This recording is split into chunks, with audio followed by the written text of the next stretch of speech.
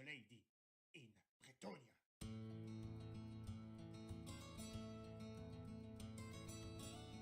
Surely heaven, West Bretonnia, Montfort Mountains, grisonnent les rivers. Life is old there, older than the trees, younger than the lady, praying on her knees. Country roads, take me home to the place I belong. West Bretonnia, Lady Mama, take me home. Country roads, all my memories gather round her. Le Breton's lady, stranger to marauders. Bright and dusty, painted on the sky, mystic taste of divine, there drop in my eye. Country roads, take me home to the place I belong. West Bretonnia, Lady Mama, take me home. Country roads, I hear her voice in the battle hour. She calls me. The horse gallop reminds me of my home far away. And riding down the hall, I get a feeling that I should have slain them yesterday. Yesterday, country roads, take me home to the place I belong. West Bretonnia, Lady Mama, take me home. Country roads, take me home to the place I belong. West Bretonnia, Lady Mama, take me home. Country roads, on my horse I shall roam on the roads to Bretonnian soil.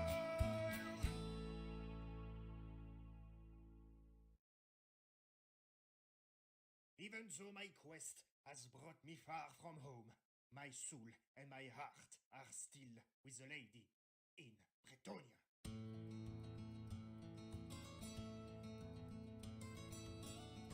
Surely heaven, West Bretonnia, Montfort Mountains, grisonnent les rivers. Life is old there, older than the trees, younger than the lady, praying on her knees. Country roads, take me home to the place I belong. West Bretonnia, Lady Mama, take me home. Country roads, all my memories gather round her. Le Breton's lady, stranger to marauders.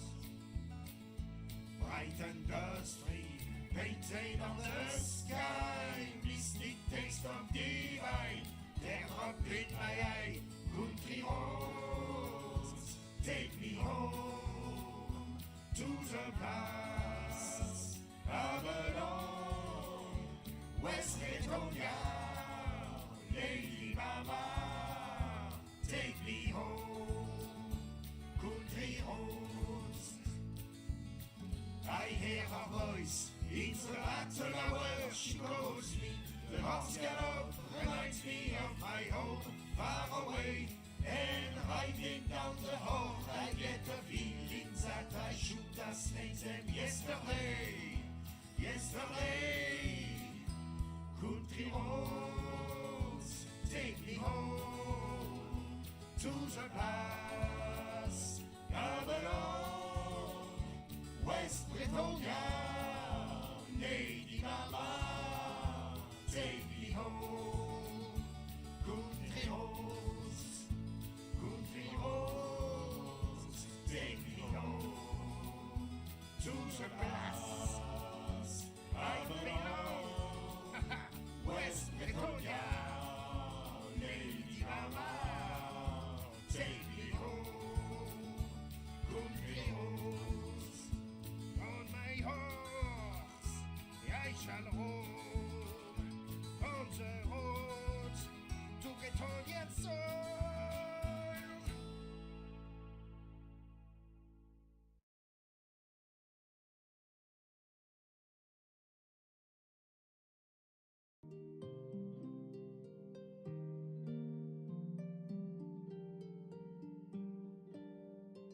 actually worked first time. Isn't that a nice surprise? So, welcome back, everyone. Hopefully you had a nice break. I was asleep. Yeah, I guess part 2 of today's streaming. And it looks like you guys voted for us to build the peasants. As yeah, I finally gave up. Well, I finally I don't think I gave up, but managed to get to sleep at around 6 o'clock this morning. And yeah, then had to get up like 2 hours later to go and get the box. So yeah, we have some Bretonnians to build. Both men-at-arms and bowmen.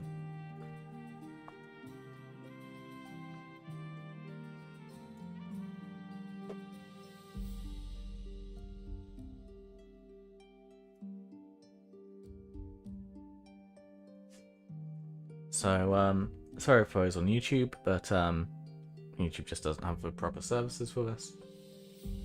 We're going to put a poll up on Twitch asking people what we should build first. So if you want to have a vote, please head over there.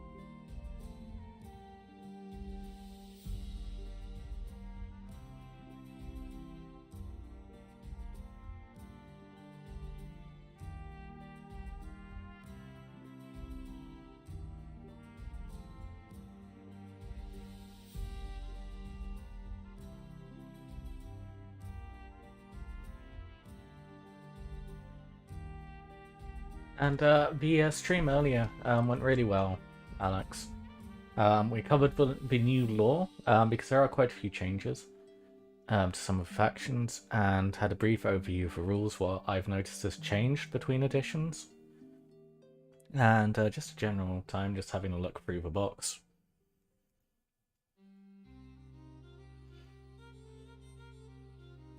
So yeah, we decided to put the building of models back to this stream, so we can have a focus stream on building, as we have just a small amount of peasants to build and knights. I figured it would be good to do it as a separate stream to the more lore and rule focused one earlier.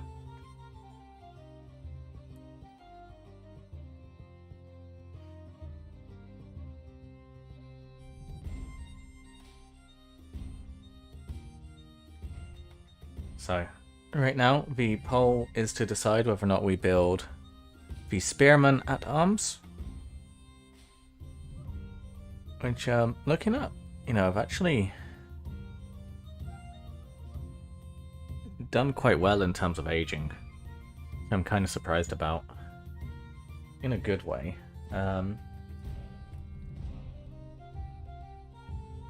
Or the bowmen. Or peasant archers. So let me know which one you want in the poll on Twitch. And we'll get to building it.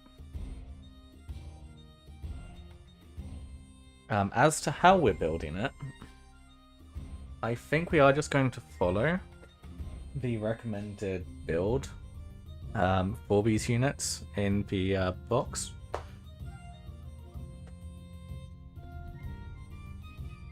I'm not sure there's too much I'd change about it, honestly.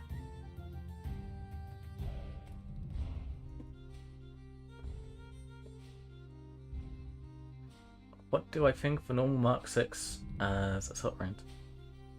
Well, funny enough, I made my own not that long ago.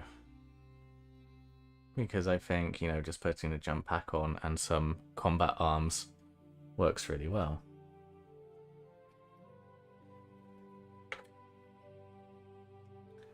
Oh, there's your answer.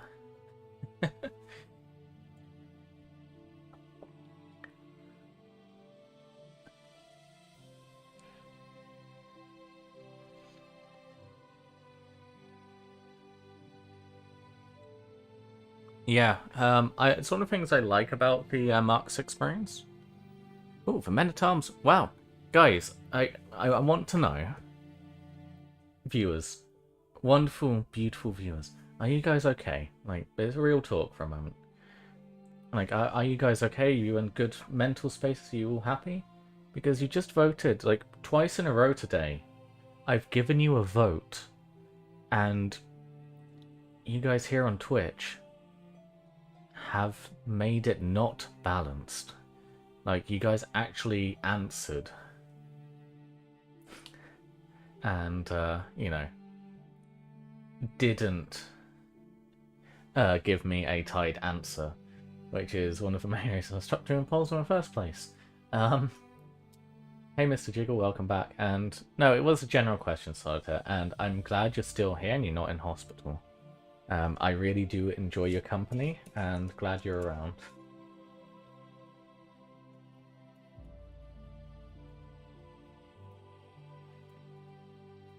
So, Men-at-Arms 1. So, let's get the archers out of the way.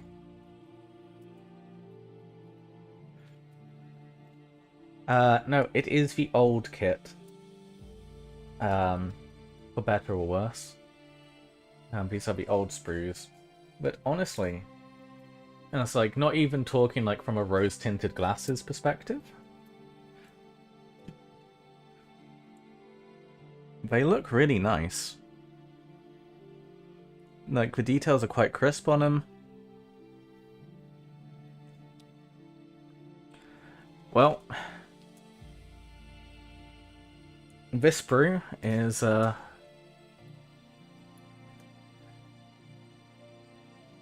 dated 2003.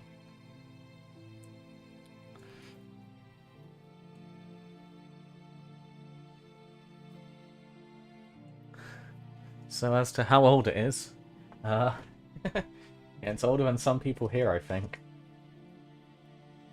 Hey Hamish, how's it going? Right, so how do I recommend building the Men-at-Arms?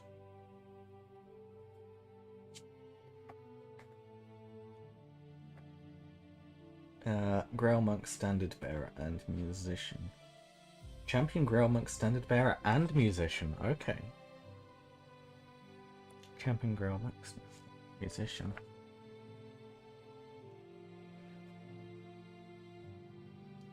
Oh, that's sprue by 2 years. Yeah. It's fun, isn't it?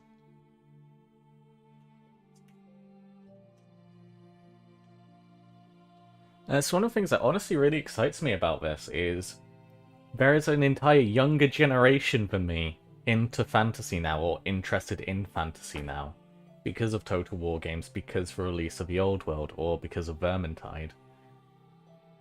And that's, for me, a very, very pleasant change. Because when I was into fantasy,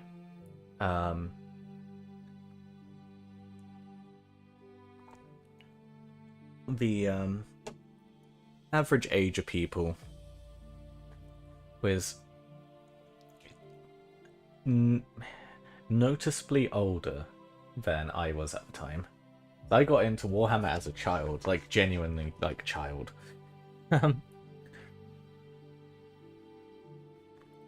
So to see younger people into this is really exciting for me. And a nice change.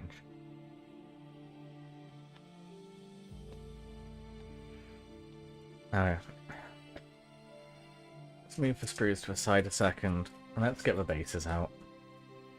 Only 2 lots of 18.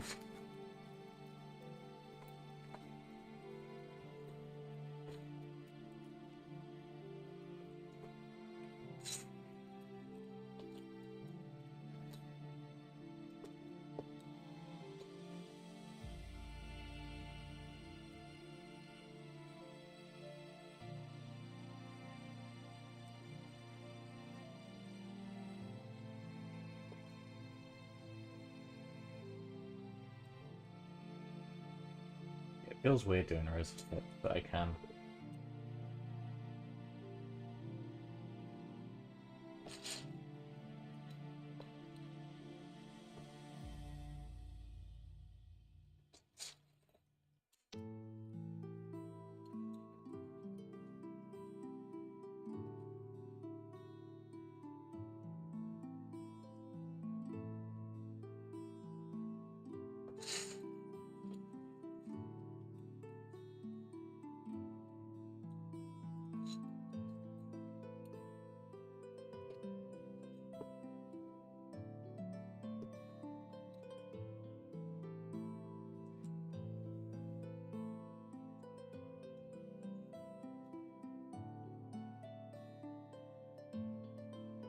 Yeah, I know I'm an Emperor's Children player, and there are stereotypes around that, but I've never watched JoJo, by the way, Solitaire, so I'm not sure if I answered that earlier, but I don't get the reference, because I've never watched JoJo.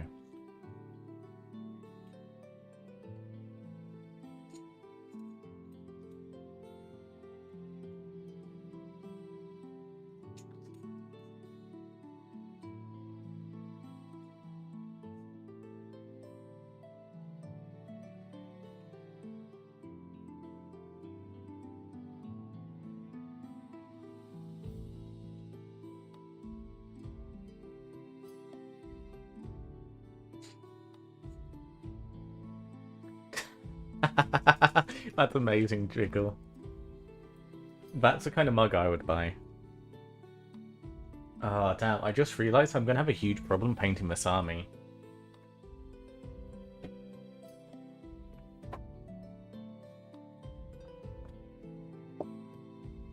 And I'm not sure I'm logistically or mentally prepared for this event. As you see...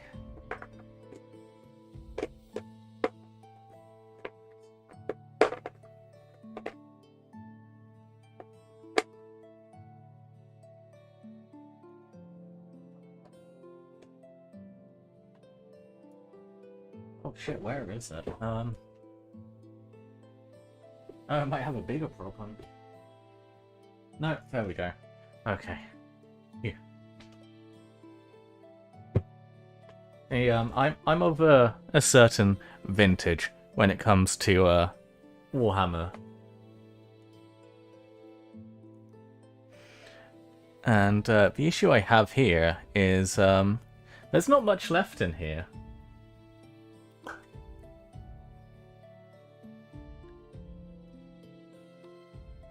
Oh man, that paint smells amazing. I don't have that much Goblin Green left. This is a lot of bases I need to paint. And yes, I'm going to paint them Goblin Green. So I might have to find something as close as I can find to Goblin Green.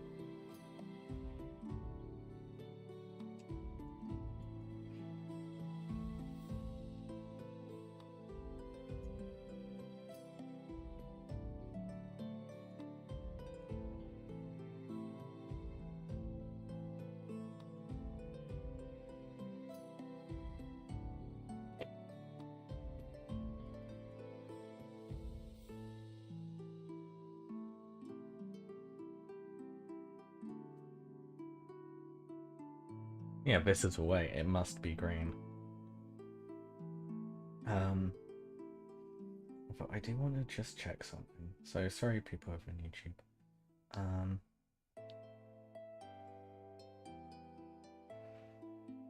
I want to just check something because I know. No, Goblin Green died.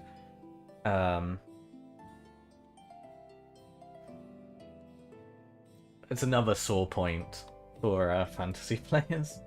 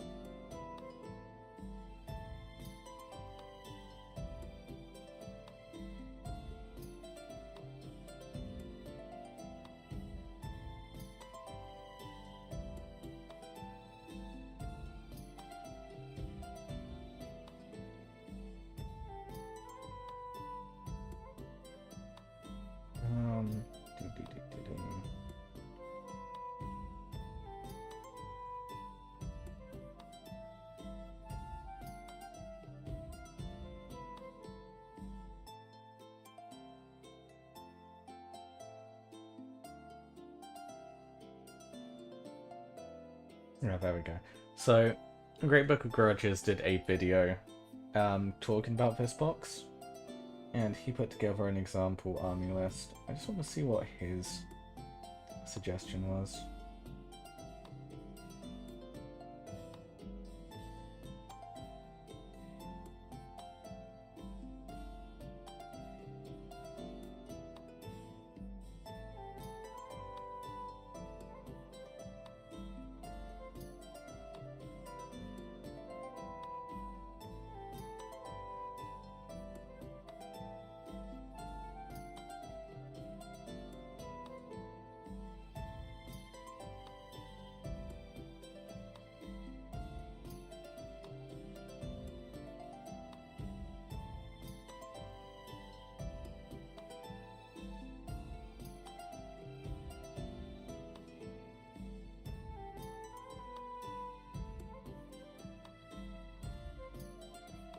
Just thinking about, I'm not sure I want to do 2 units or 1 big unit. Well, I'm thinking about it. I think I'd make more use of 2 units, so I'll build 2 units. Why not? Great.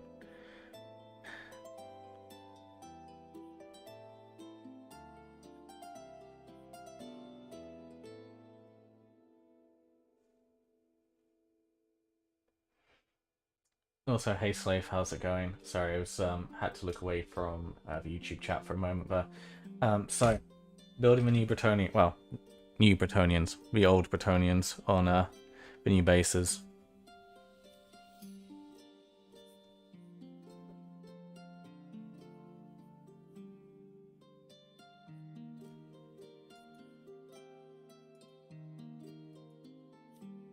And I definitely was not still unless I could watch the football. So yeah, we'll build it as 2 squads.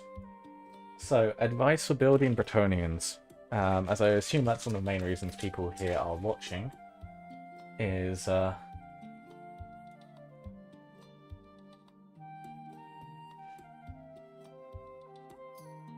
first advice, don't glue on the shields.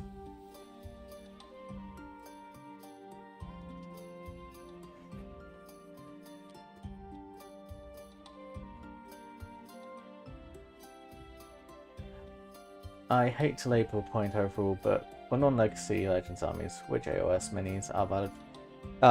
No legacy army is tournament friendly.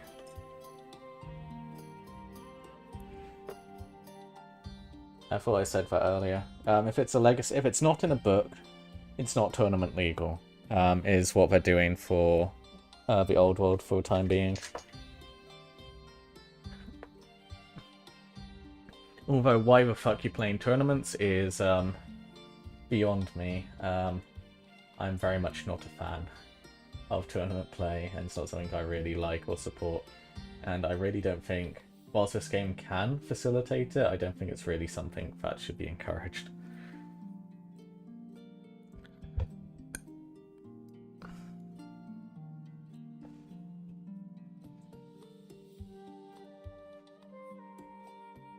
Armies and books.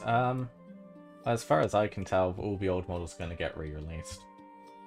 Although it looks like there's some flexibility in stuff like the exiles for Bretonnia. Looks like you could use some of the Cities of Sigmar units.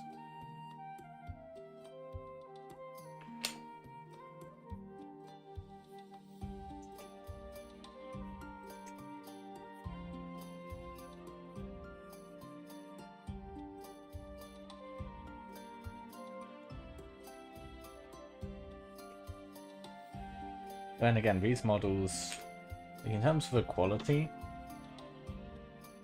of these sprues, they look pretty good. So I'm not sure you necessarily need to be using Age of Sigmar stuff.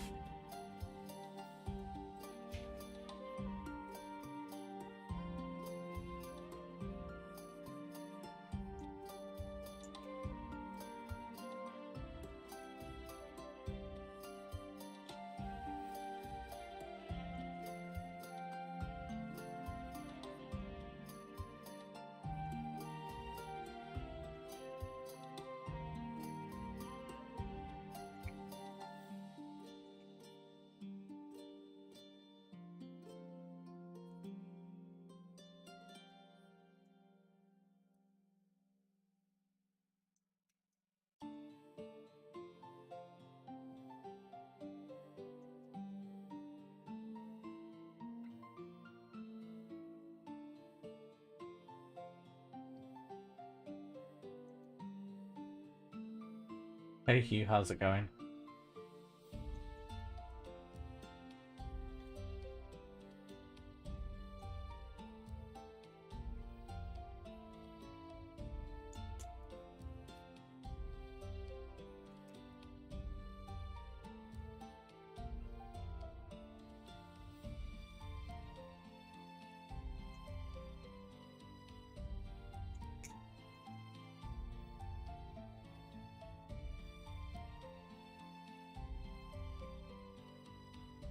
Yeah, there's no real logic when it comes to building for regular spearmen men-at-arms as to what parts need to go with what. It's all modular.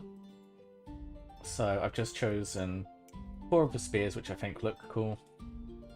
Cutting out the shields now.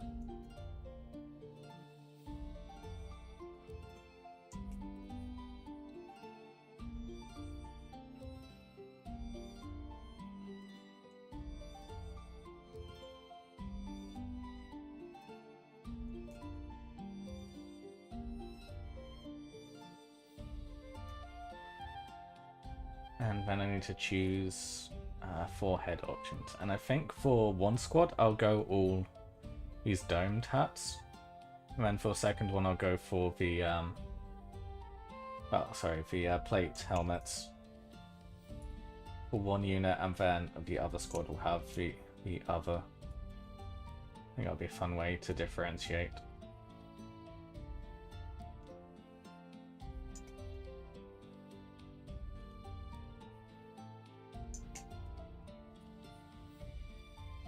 And we also have some extras as well to think about putting on. And we'll get to that when we get there. And I'm going to need to find my thick glue.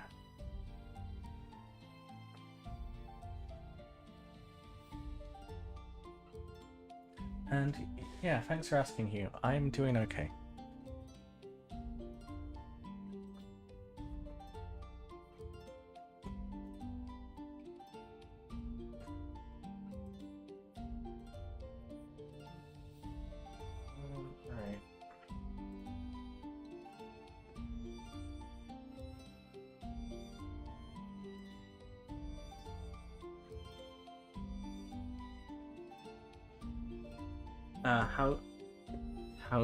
How you get into it.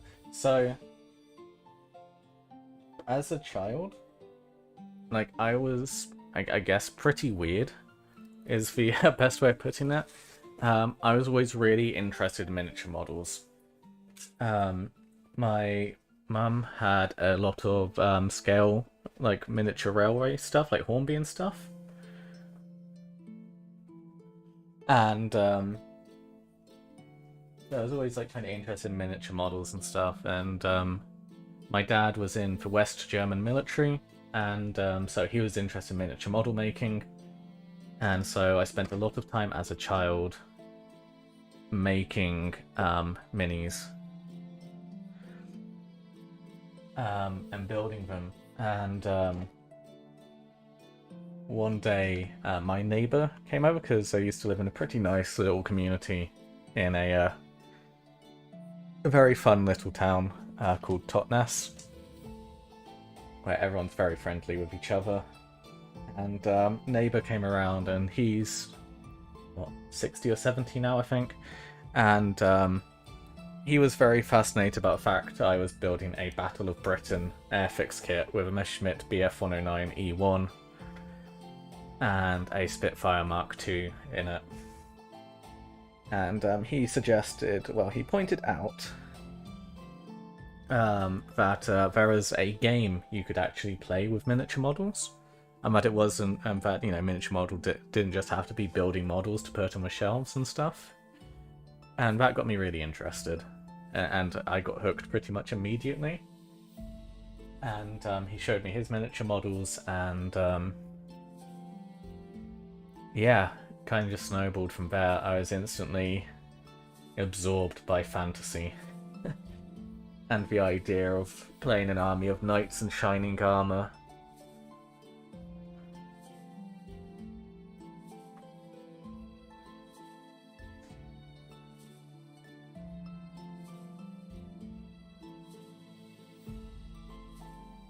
And I can't find my regular plastic glue. This is really awkward.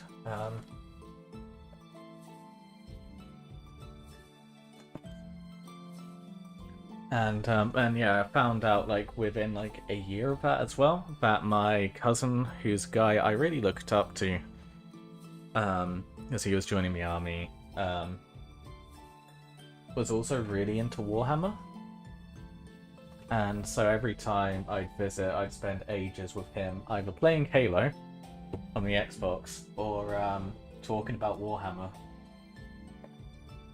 And so basically everywhere I was going, I ended up talking to people into Warhammer. It's like we found out the guy who I was buying, who I got my miniature model kits, was also big into Warhammer. And it just kind of became my life. And nothing's really changed.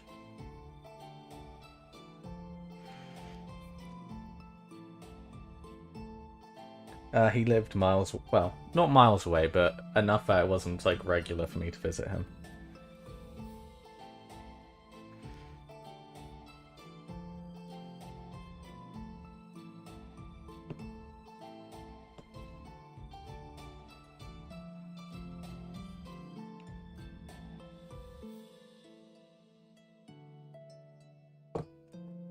Okay, right.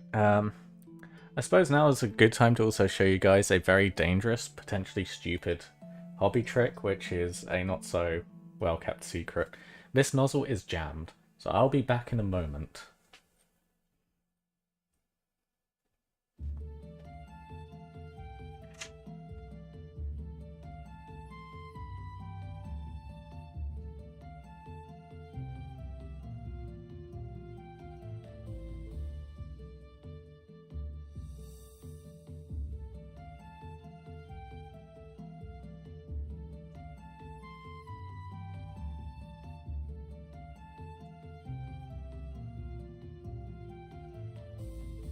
Yep, Dave knows it.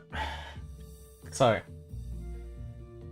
there's a good reason why plastic glue has these warnings on them. The fumes are not that great for you, and it's very explodey and flamey. So, whenever it gets stuck, I've turned my extractor fans on. It's a good idea to burn it out. So gently hold the come on.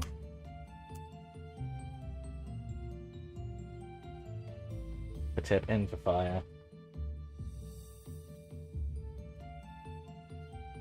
And burn the fuel, burn the plastic out.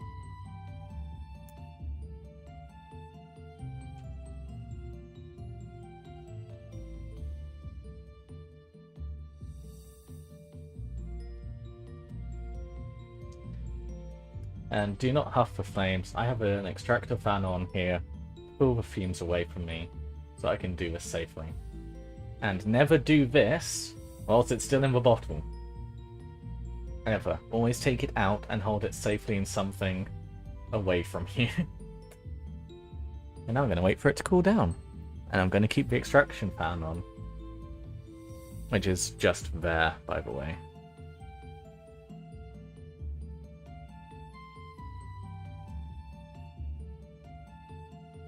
I'm going to wait for that to cool down, because we don't want to put extremely hot thing back into the flammable liquid.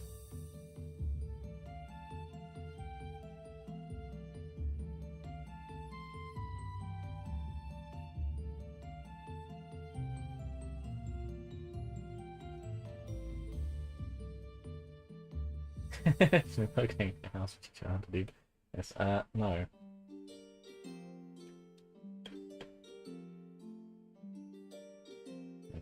That's cool.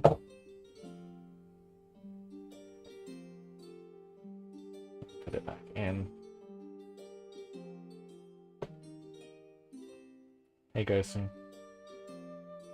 And bending them up. That should have cleared the clog.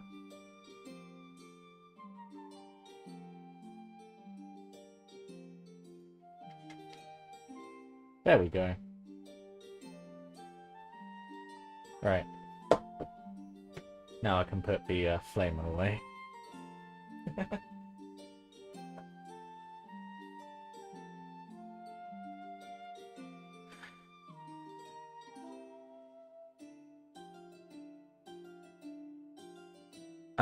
So I don't have really any of my old Bretonnians left, which is really unfortunate.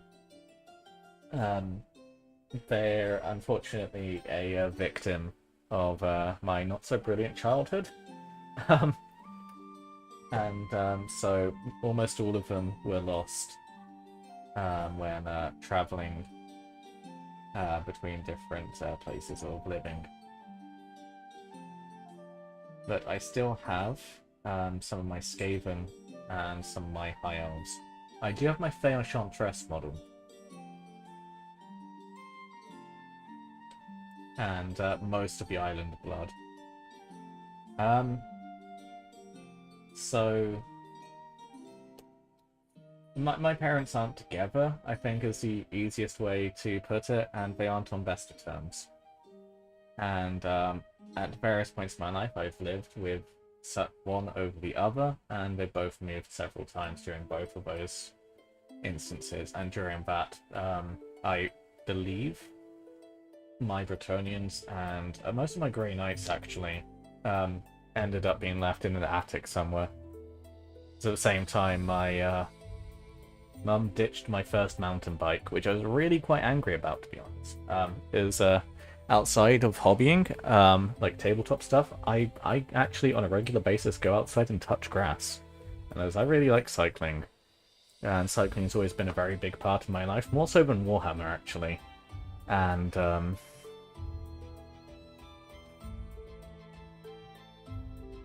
yeah, I don't think it will hold up somehow. It's been quite a while. And I'm not sure where exactly, and it would be a bit awkward to go back and ask.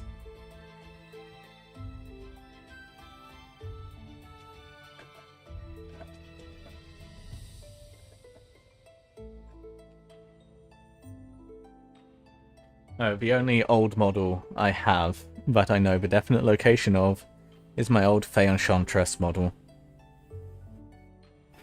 Which I never got around to painting because I was absolutely terrified of painting. And I've left her off her base so I could find out what size bases I needed to put her on. Yeah, it's Finecast. It's when did I switch from metal to Finecast? Yeah.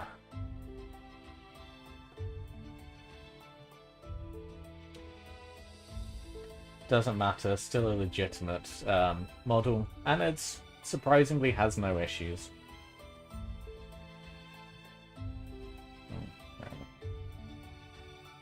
It's a good idea to build these models with thicker glue. Switching back to what we're meant to be doing today. And to place the model towards the back of the base because they lean forwards quite a bit.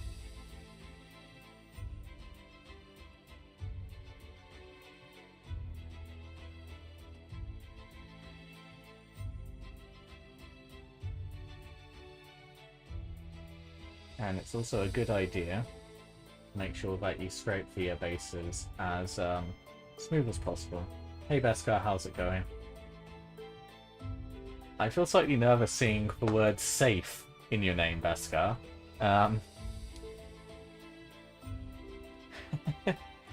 Yeah, today is not the day for Battletech.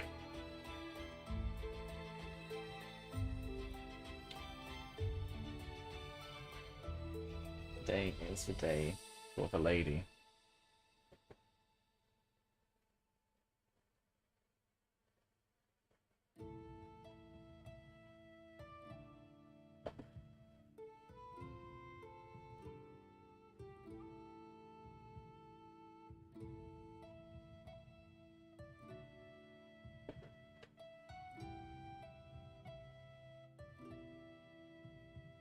Yeah. I should probably explain. I'm streaming right now to YouTube and to Twitch. On YouTube on my main channel, not the Tuppy live channel. Just because I figured that today's streams would be important enough and relevant enough to go on my main channel. And yeah, I can already say with absolute confidence and certainty this is worlds easier.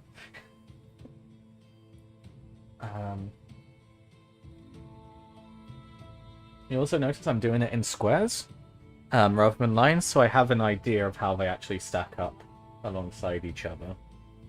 Because if you build a rank, build by rank, there's a good chance you might accidentally mess up the spacing, and that they won't actually tile together.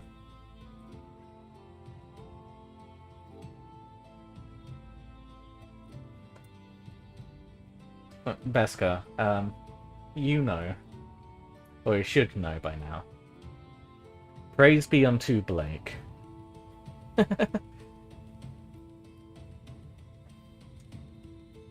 Which is why I feel nervous about having a member of Safe around. Mold lines really aren't actually that bad. I'm noticing.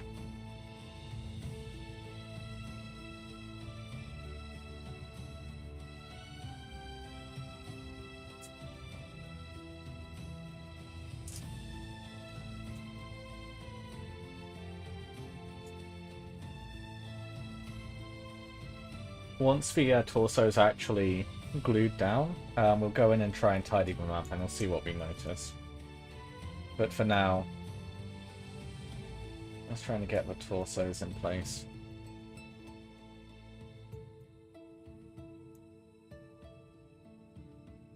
Um, 2,000 points is going to be what looks like the average point size.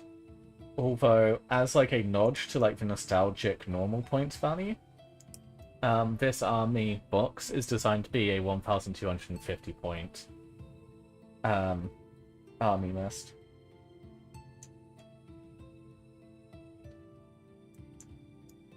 Okay, right, yeah, sorry, Beskar.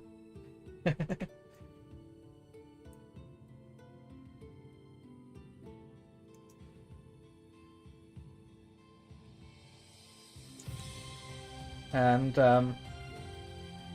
to address what you're saying, I don't care what Cetra does, or who Cetra does, why Cetra does, as long as he keeps the hell out of fair Bretonnia.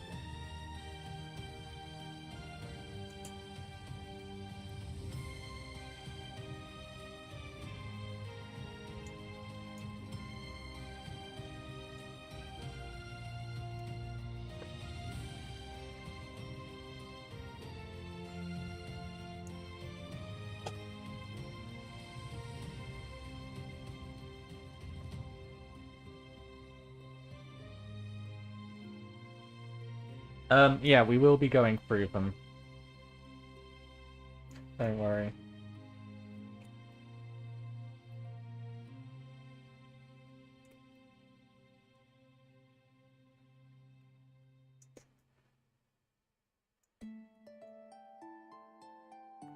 Just, yeah, trying to put together a coherent streaming schedule, as evenings are when I usually stream at this time. I normally try to stream for at least 2 hours in the evenings over on Twitch. I know I'm talking to someone on Twitch right now, but for those of you who are watching on YouTube, I stream on Twitch every day between 9 PM and 11 PM. Ideally starting earlier and often ending later. With this launch, it's going to be a little bit different, as my YouTube channel, for those of you hey, Great Book of Grudges, how's it going?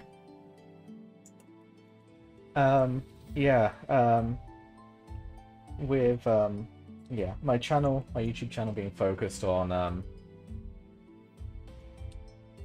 the old world, I figured it'd be a good idea to multi-stream between both. And yes, I have a wonderful local gaming store, Book of Grudges, and I was able to pre-order on the pre-order to make sure that I was definitely able to get myself a box and the Forces of Fantasy and Bretonnian supplement.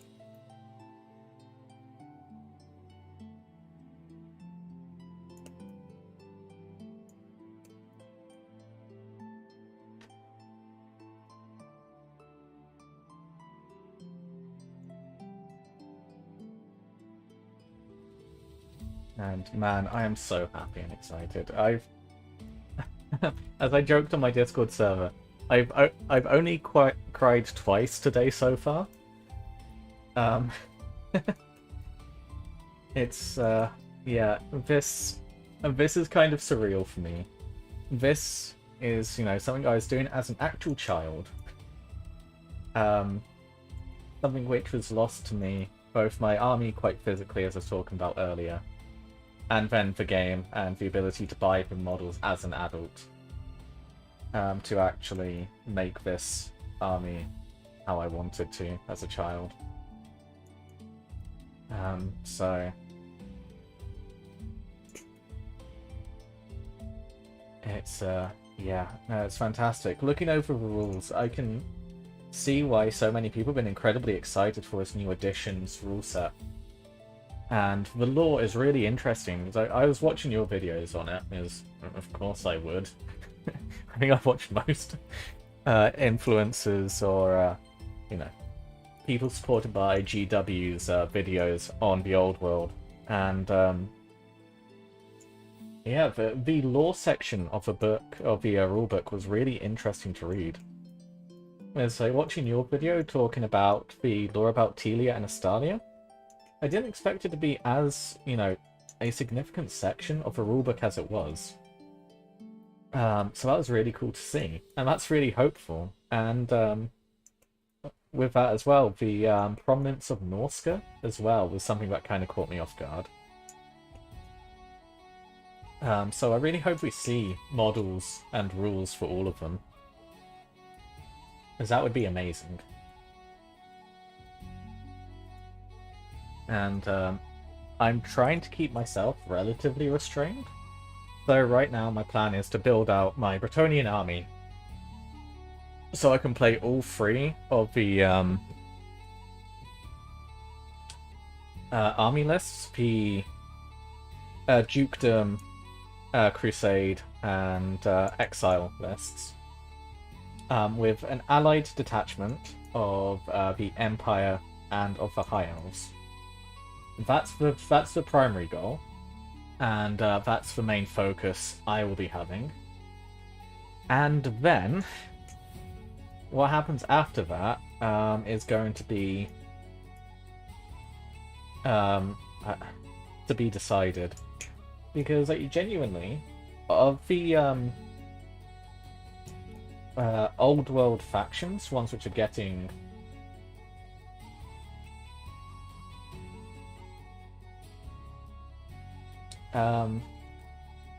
of the factions which are in the old world or seem planned for the old world, the only army I'm not super hyped on, like the one army which I'm most neutral towards, even then I would happily build an army of, is Beastmen. So if there is like a particular army you guys want to see built, there's a chance there's a part of it I really like and would happily build.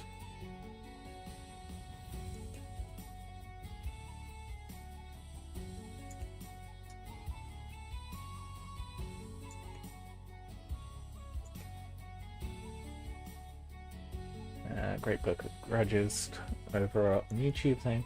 Considering C7's announcement and the law they did for Estalia, I assume my bull riding Spaniards thing might actually happen.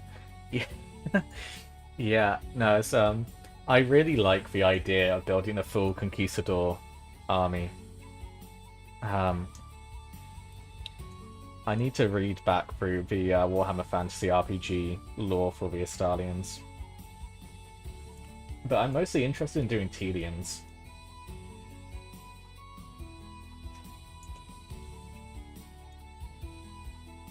On Twitch, we've been doing a Old World mod campaign for Warhammer Total War 3, playing as Pavona. And that's been a lot of fun. And I really like Helia. And I think I would prefer doing that over a main Empire army.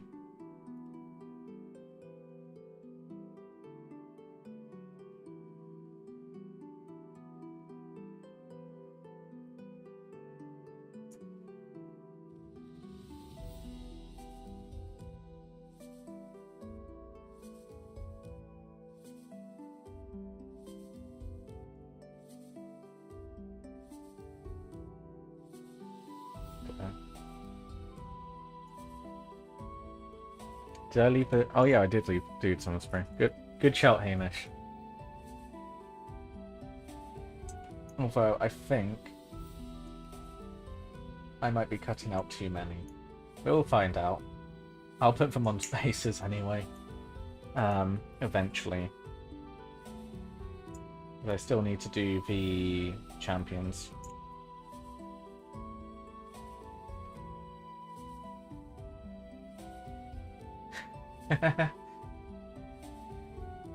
Nice.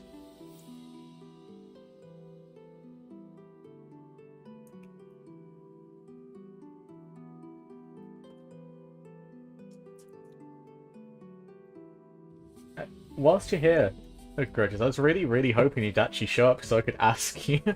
What was the way you recommended building the men-at-arms in your video? Because I tried to look at the images from the video. Was it as one big block or two blocks?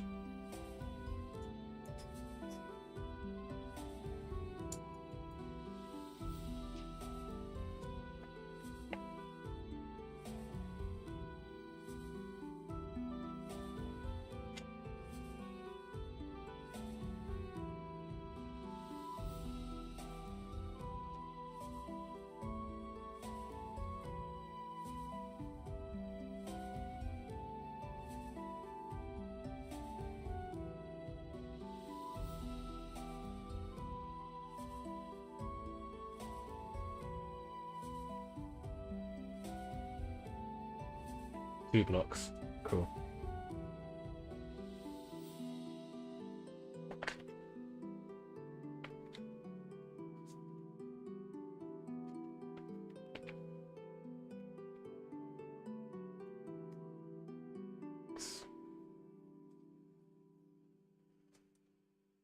So as I suppose it was 4-man like command group. That kind of answers the question of which order you put stuff in. But I'm going to ask you that question, Grudges. In what order do you put the unique character or individuals in your front rank? because I know that's probably the most controversial topic when it comes to fantasy.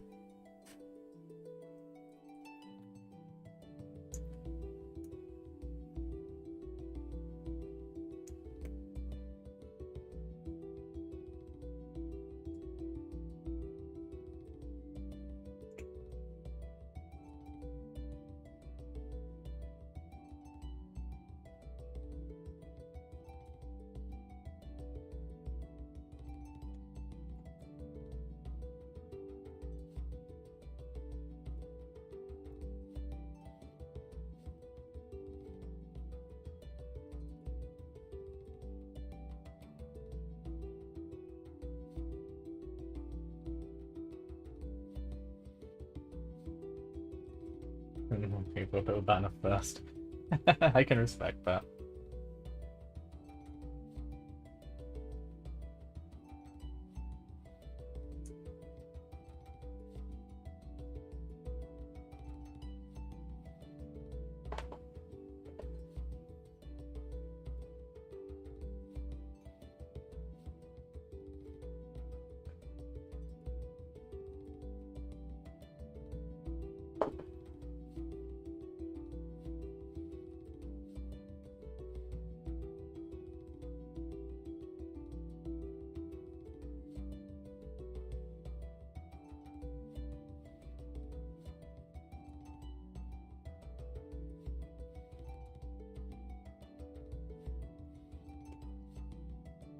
Okay, I'm going to leave the banner on, despite the fact we're going to go and do a second pass. Just so I remember which body is for which character.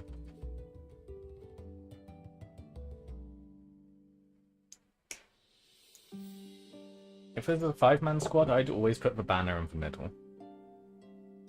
For me, I just like having that kind of symmetry. And then the sergeant on the right and the musician to the left of him.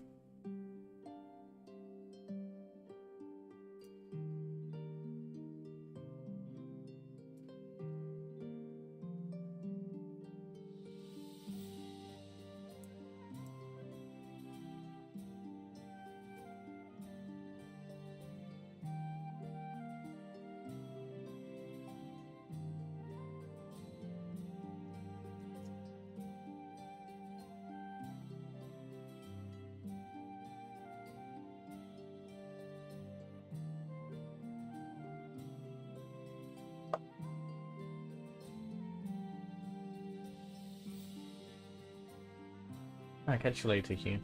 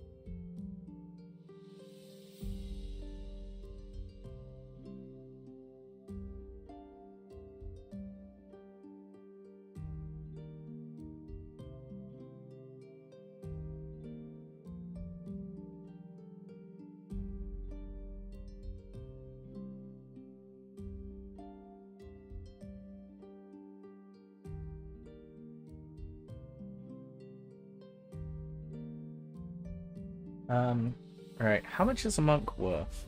Should probably check that, shouldn't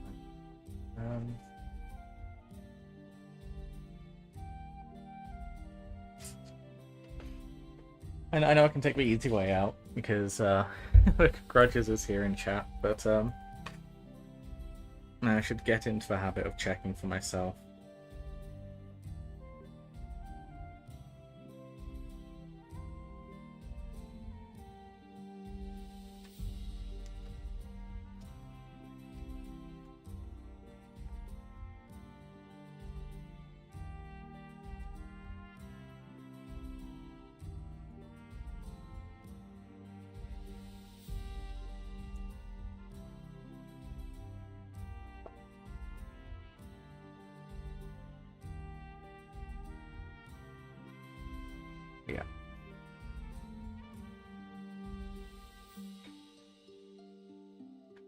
A Grail Monk is a command group model that follows all rules. For a champion, in other words, unit that contains a yeoman and a Grail Monk contains 2 champions.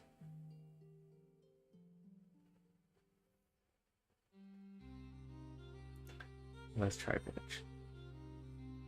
Often members of Bretonnia's monastic orders march to war, they'll carry with them some sacred tri-pitch taken from the Holy Sanctum. In the presence of such relics, humble peasants find great courage. A unit that contains a model equipped with blessed tri-pitch gains the stubborn special rule.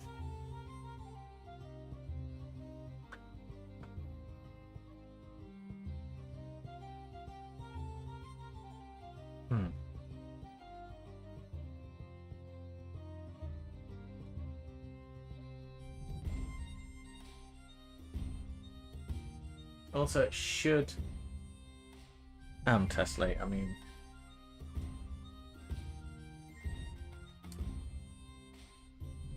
it can stand up like that, but then it's going in the face of the guy behind him. So I'm gonna have it leaning forwards.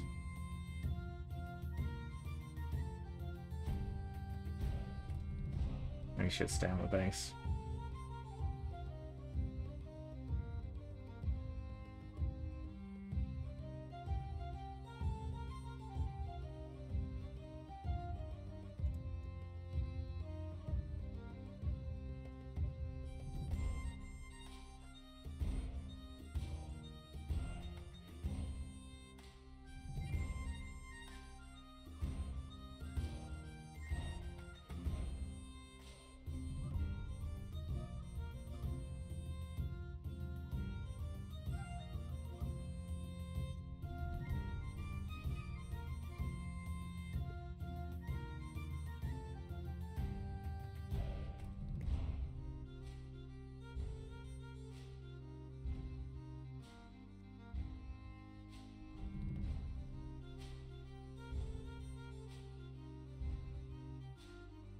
The musician, I got to do the frog drums, right?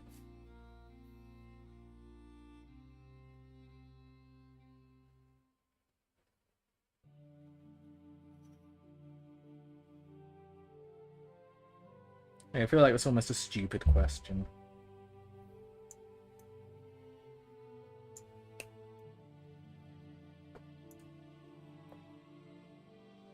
And no, I'm going to get magnetic movement trays. There's also, I have a resin 3D printer that's relatively small. Not a regular 3D printer. So trying to print out these movement trays would be really awkward.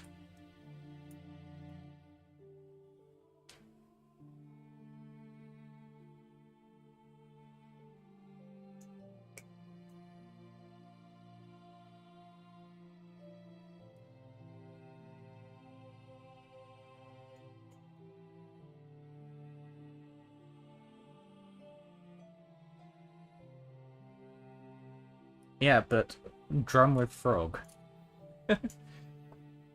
So the 2 options for musicians. Man with drum, with frogs on the end of the drumsticks, or the man with a horn.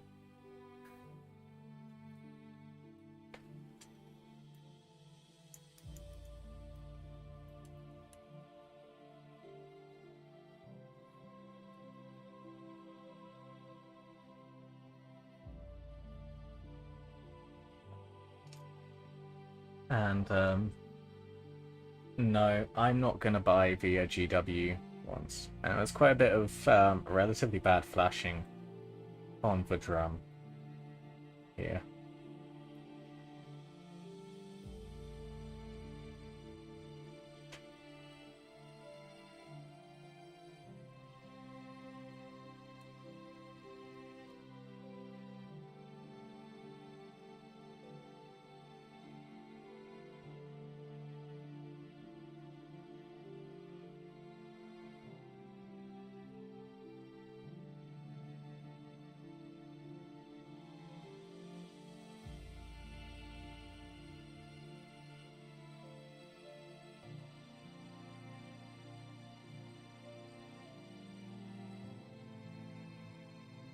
And yeah, well, that really doesn't sit well at all, does it?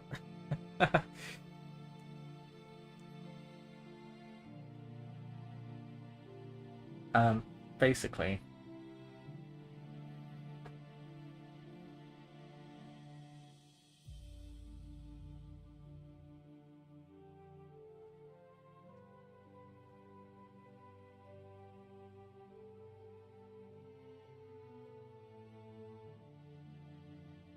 I mean, he wouldn't want to be marching behind a guy with a frog drum.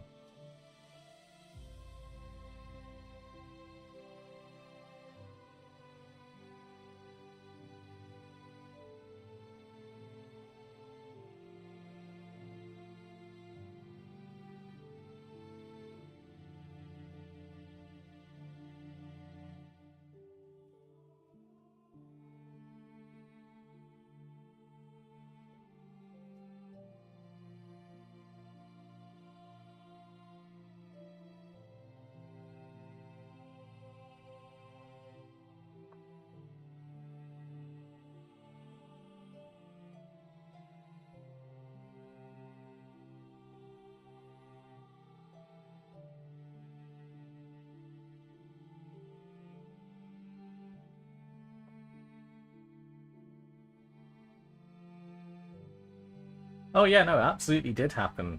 Pan flutes were really, really useful because the high-pitched sound would actually be able to pierce through the noise of combat quite well. And so marching tunes often featured pipe flutes as a way to help direct the troops.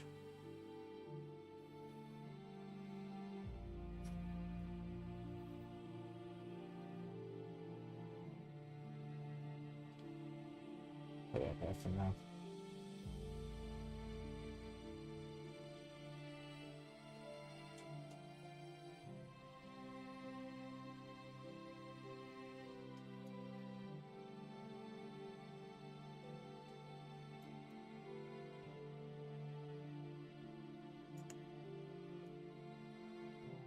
That's why bugles and other brass or horn instruments, whatever you want to call them, are quite common.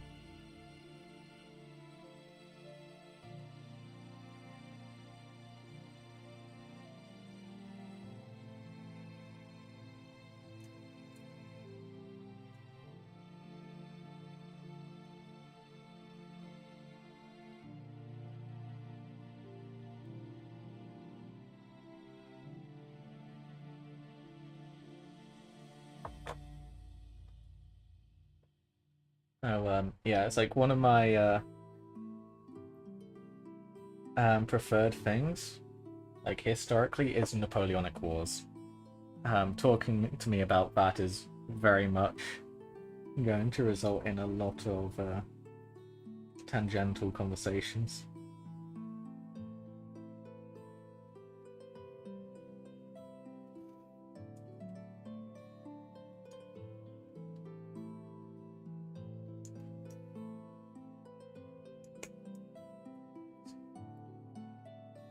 So yeah, it's when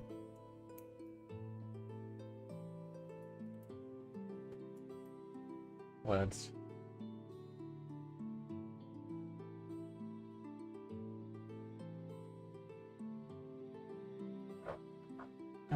Yeah, when Warhammer Fantasy was gone and there's no word of the old world or any of this stuff happening, I did look to getting into Napoleonics, but I was never able to find enough people around me in my local area who are interested in playing something like Black Powder, which is basically this but Napoleonics.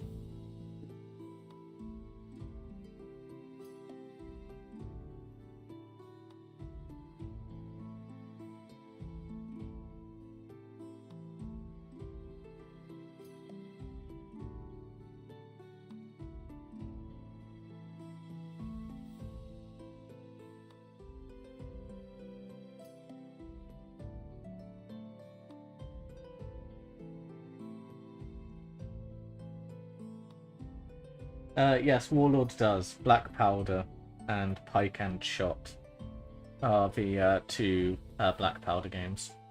They do. Did you check retirement homes? No.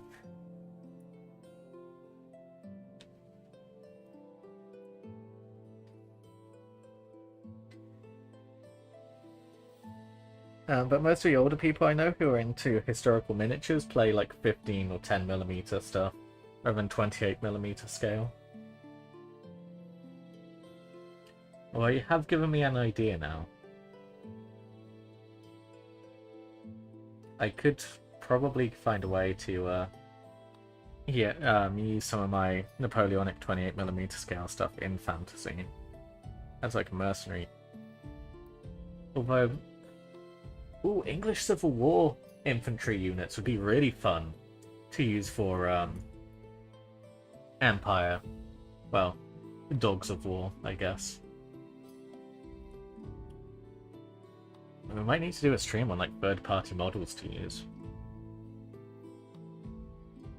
That could be fun.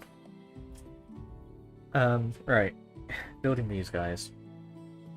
Now, first of all, for command, let's get the rest of the bodies on. I'm just going to use them randomly because I don't think there's really much point in trying to count them out.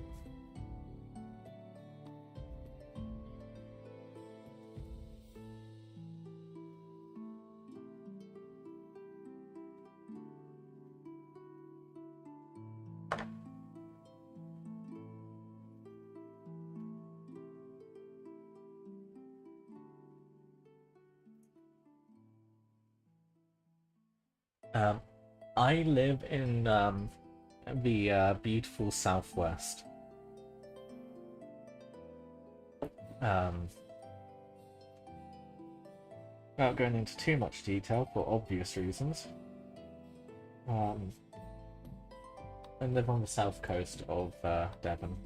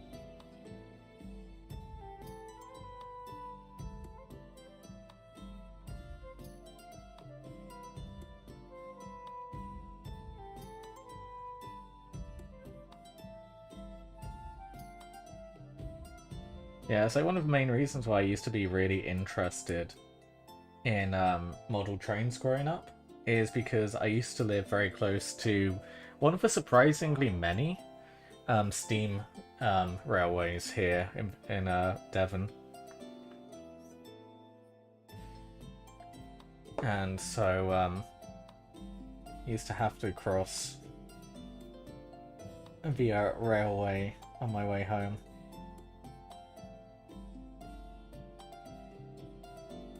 It's quite cool.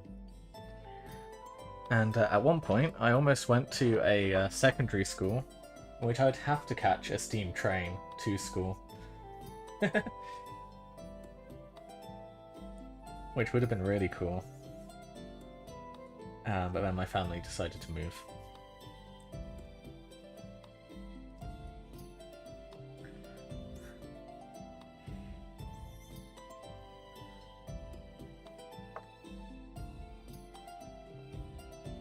No, I am not 90 years old, despite the fact I used to play Warhammer Fantasy back whilst it was still a thing.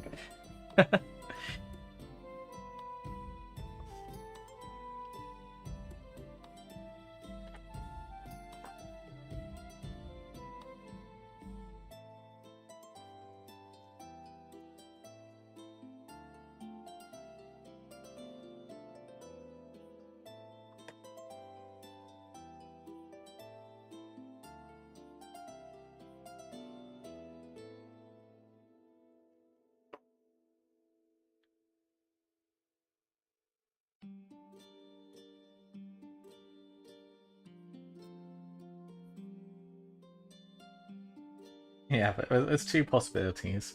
I'm either being honest, or I am actually in fact immortal and really like Bretonnia because that was my favourite time in history in which I lived through. And the main reason why I don't collect vampire counts is because I would be outing myself.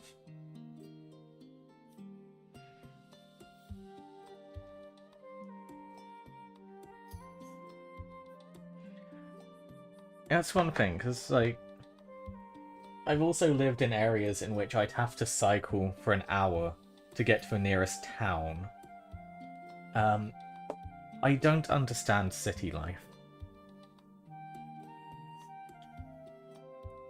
Like, I've been to London, and it seems like a fun place to be for short periods of time, before it becomes incredibly dull and really uninteresting.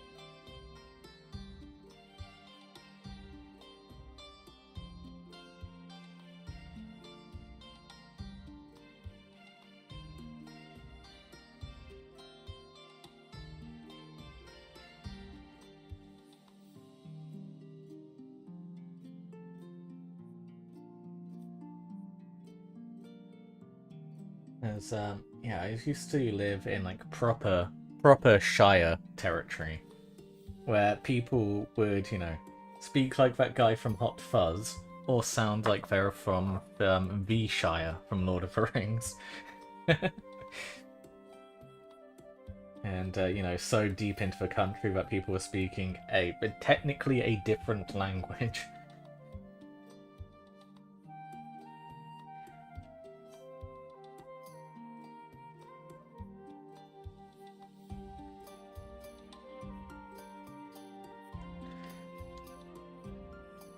Which was always really entertaining. As my dad, I mentioned, was in the West German army. He is German, and he's never really, ever truly or properly learnt to speak English to a truly fluent level. And there are occasionally times in which he'll just really struggle with English. And he quickly found out that deep in the West Country, speaking English with German grammar actually works out quite well. Because the older the English is, the more Germanic it is.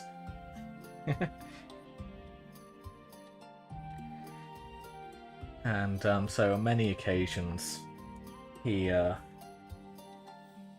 was completely mistaken for being a local who'd lived his entire life in Cornwall.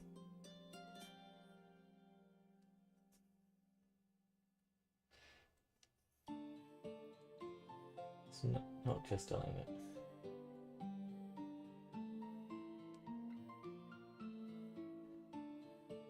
I suppose.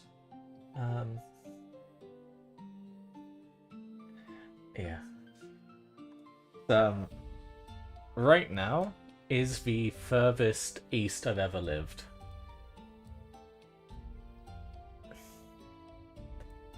In England, I suppose. Which is, fun as well.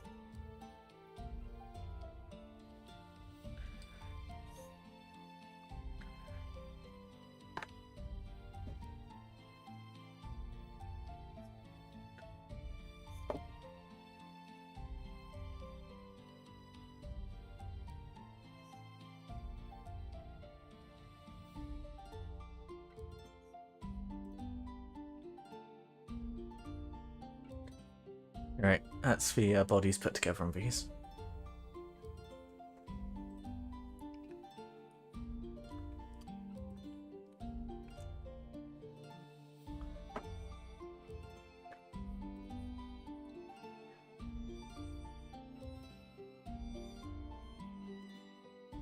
My dad has moved back to Germany, yes, actually.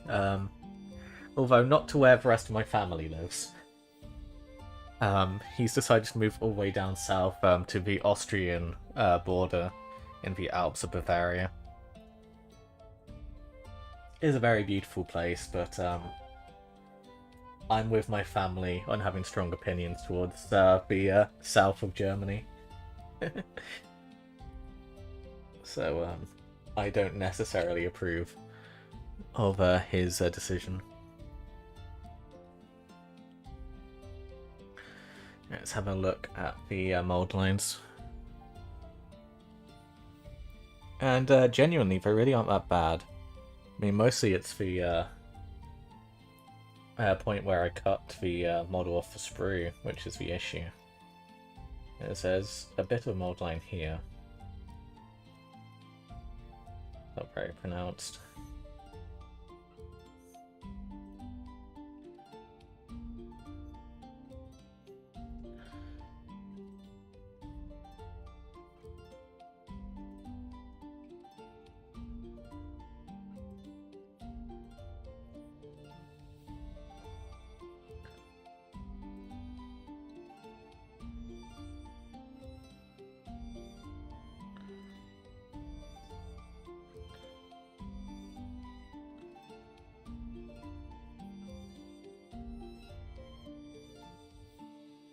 And that's a silly thing, but I'm really looking forward to painting these guys because contrast exists.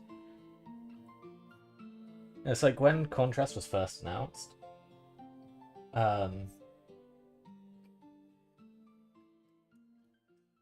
was like, oh, I wish I had this whilst I was collecting fantasy. Now here I am, years later, building my fantasy army once more.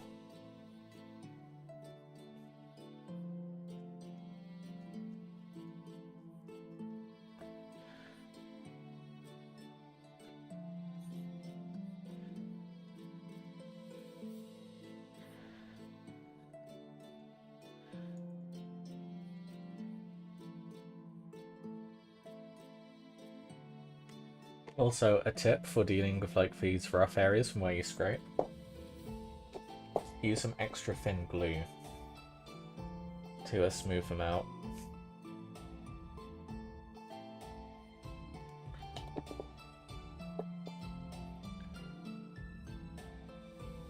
Help dissolve and soften the plastic.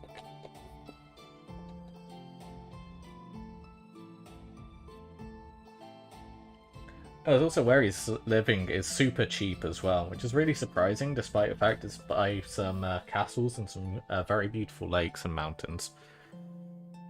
He sent me a picture over the Christmas period of how much snow they got there. So you guys, well, you're currently on the internet, you're watching me stream. You probably saw some of like the images of Munich airport, of like the planes toppled over from the weight of the snow on them, right? It was really bad where my dad lived. Unsurprisingly.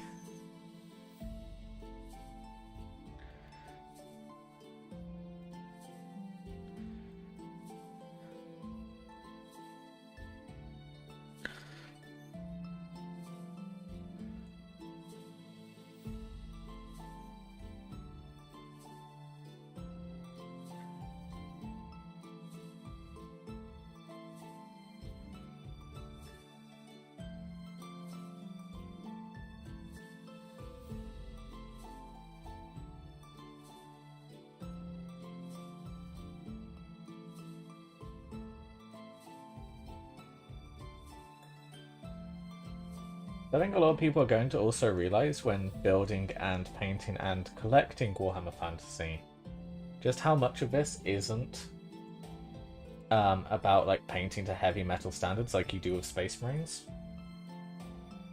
Because, you know, your units are always going to be in formation. They're always going to be blocks. You don't need to paint full detail.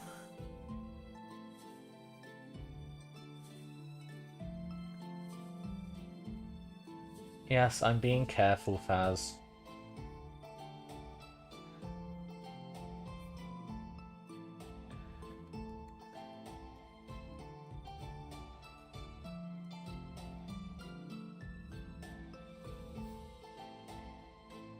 I'm barely using any pressure right now. So just removing my flashing.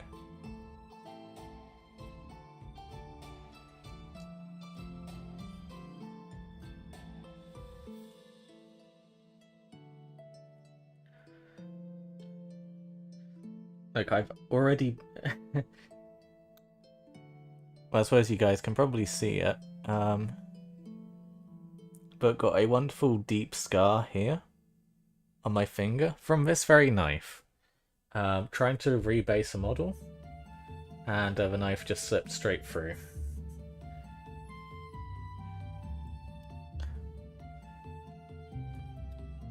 Thankfully, the doctor I saw in ER was quite hot and also interested in Warhammer. So it made the experience quite pleasant overall. But I would not recommend harming yourself for the sake of talking to attractive doctors. Just go on a dating app like Grindr or something.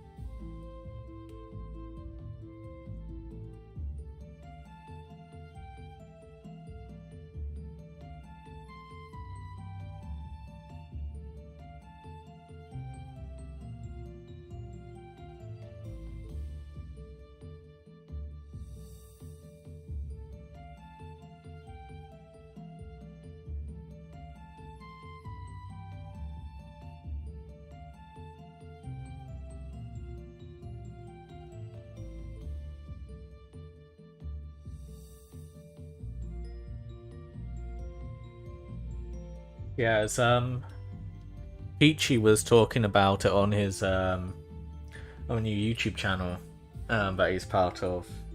Not that the YouTube channel's new, but the channel he's part of, about how he was painting Warhammer fantasy models for the Empire, I think it was, and how he had a pretty tight deadline, and how the standard approach for the heavy metal team for painting fantasy units was always to paint the front rank properly, and then the further back in the unit the models are, the less detail they'd bother putting on, just for practicality's sake. As what's the point in doing full detail on a model in which you're not going to see it on, right?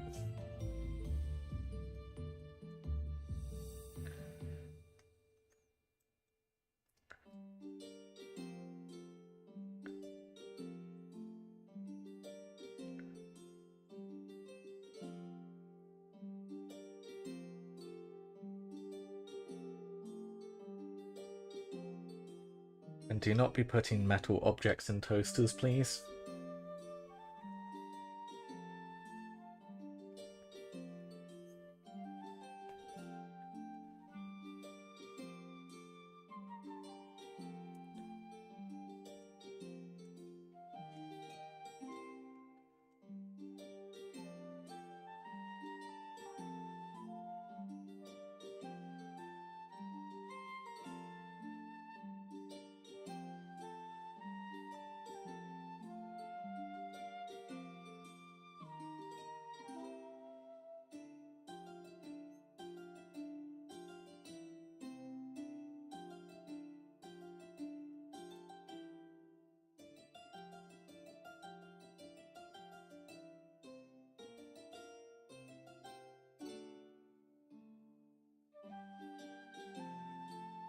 I'm already starting to remember why I didn't like these studded robes in the past.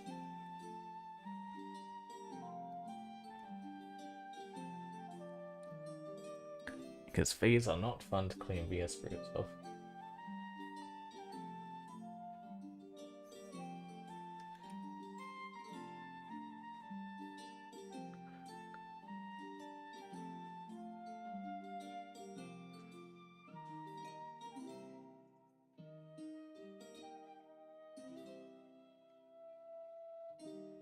So for those of you who are here, how many of you are planning to collect a Warhammer the Old World army or collect a fantasy army, and are planning to play the Old World? And if so, what army is it you have or planning to get?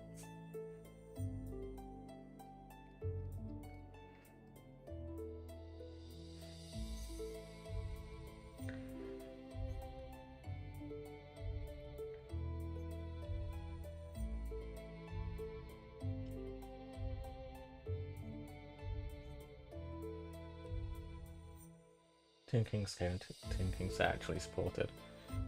For now. I'd be surprised if Skaven don't get anything eventually.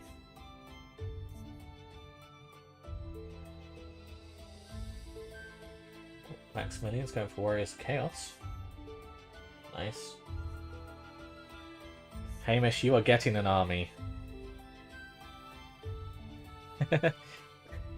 You don't get a choice in this. I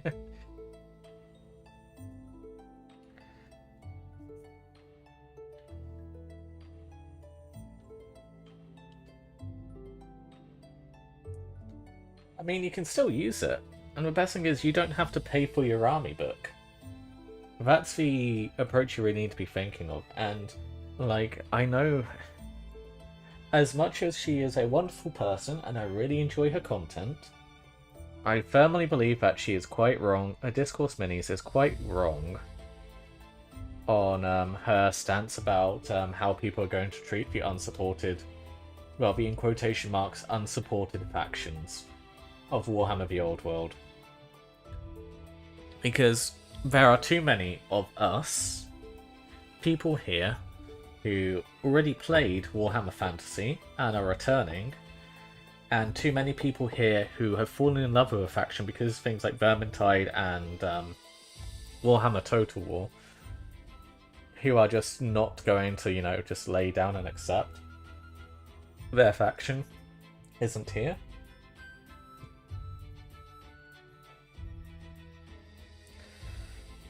And I am very strongly of the opinion, and I'm going to continue to make a point of this on various social media platforms, that if there is an army which you really like, that isn't currently supported in the Old World, you need to give Games Workshop hell for it.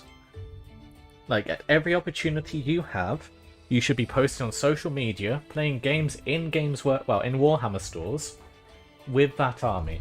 Really point it out and scream it to the world that you play that faction in the Old World and you want to spend money on it, and that you would if Games Workshop let you.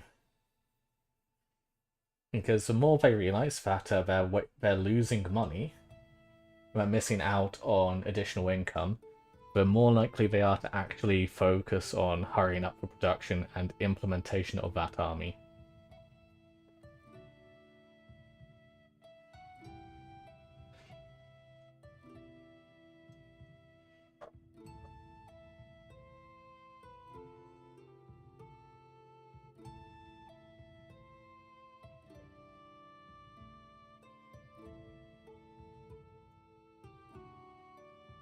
And yeah, Discourse Minis is a really lovely person. I spent quite a bit of time at Warhammer Fest with Discourse Minis. We sat through the Old World seminar together. It was a lot of fun. And spent time outside of it chatting about stuff. And yeah, just an all-around really enjoyable person who really does love Warhammer. Like, a lot of people assume Discourse Minis is just like a hater of Games Workshop stuff, but she's been in the hobby a very long time and really, really likes it and enjoys it. She's just critical of Games Workshop because of that.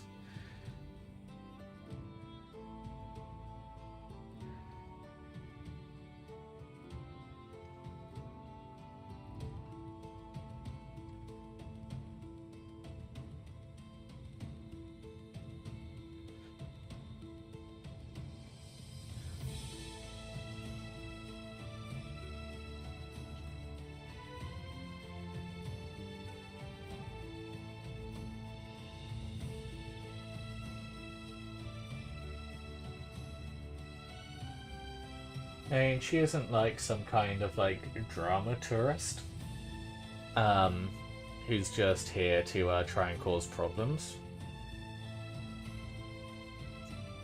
Which you know, I'd be very against.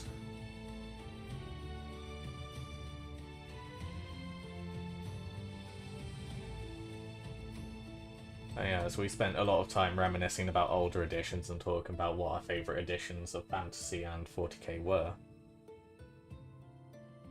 And we both kind of agree 5th edition was best 40k. And that's an opinion which I'm going to firmly stand behind as well.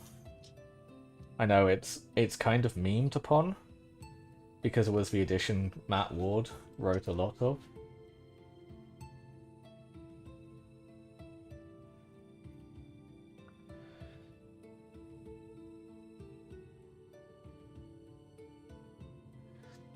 But, like, honestly, I do mean this, like, very seriously. The best games of 40k I have ever played were 5th edition rules, were 5th edition games in which both codexes being used were written by Matt Ward. Like, playing Blood Angels versus Grey Knights, or Space Marines versus Grey Knights, or Tau versus Grey Knights, or Imperial Guard versus Grey Knights, and Imperial Guard versus Tau. Like, all of those kinds of matchups are really, really fun.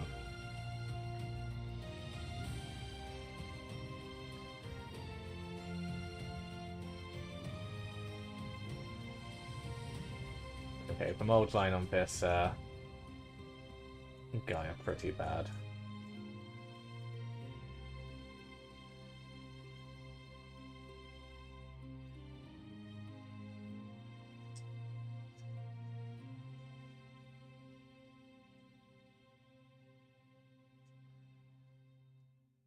Primaris are an 8th edition.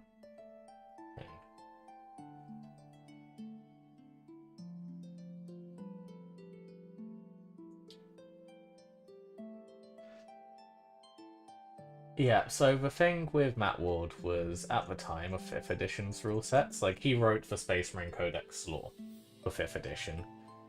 And so the, you know, the infamous passage about the Ultramarines being the greatest ever is credited to him.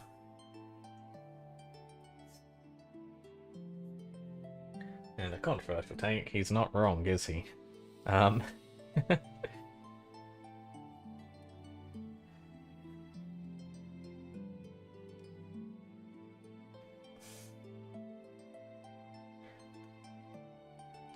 But for rules, he also was responsible for writing.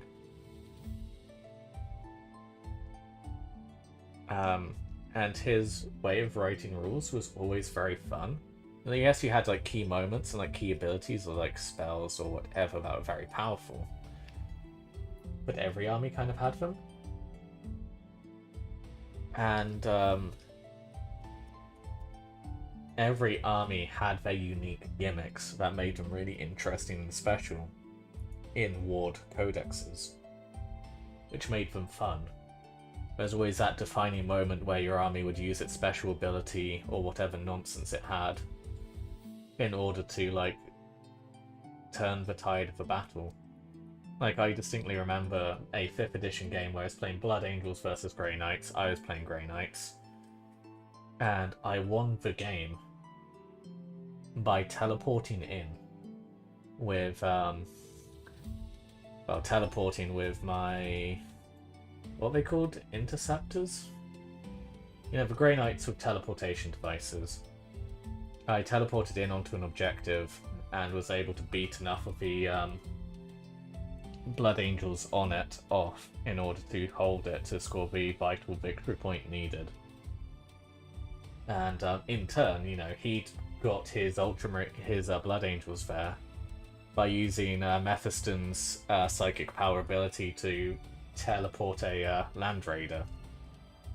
I'll make a Land Raider fly.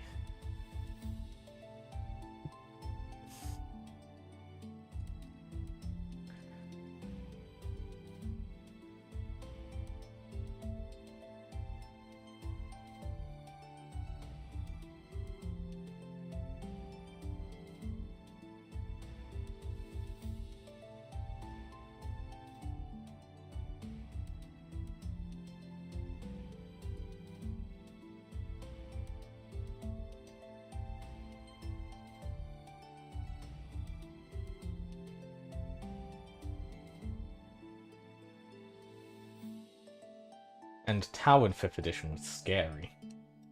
5th edition Tau is the reason why I started playing Tau. Not because at the time I collected Tau, but my best friend at the time collected Tau. And he really sucked at playing them. Like, I was really confused about why I was just consistently and repeatedly annihilating him in games of 40k whenever he brought the Tau. Because every other army matchup we had was pretty close and always quite intense. I was like, what are you doing wrong? Like, how are the Tau this bad? And he just kept insisting and insisting and insisting that the Tau were just really bad in 5th edition. And I decided one day when I was over at his house that I was going to sit down and read the Tau Codex, really try and understand what it was about the Tau that made them so bad. And I couldn't find it. I couldn't work out why he was struggling with this army. Because back in the day, Tau broadsides had both the missile launcher fists and the railguns. And back then, the railguns were strength 12, AP 1, 72-inch range. You know, genuinely and quite objectively terrifying.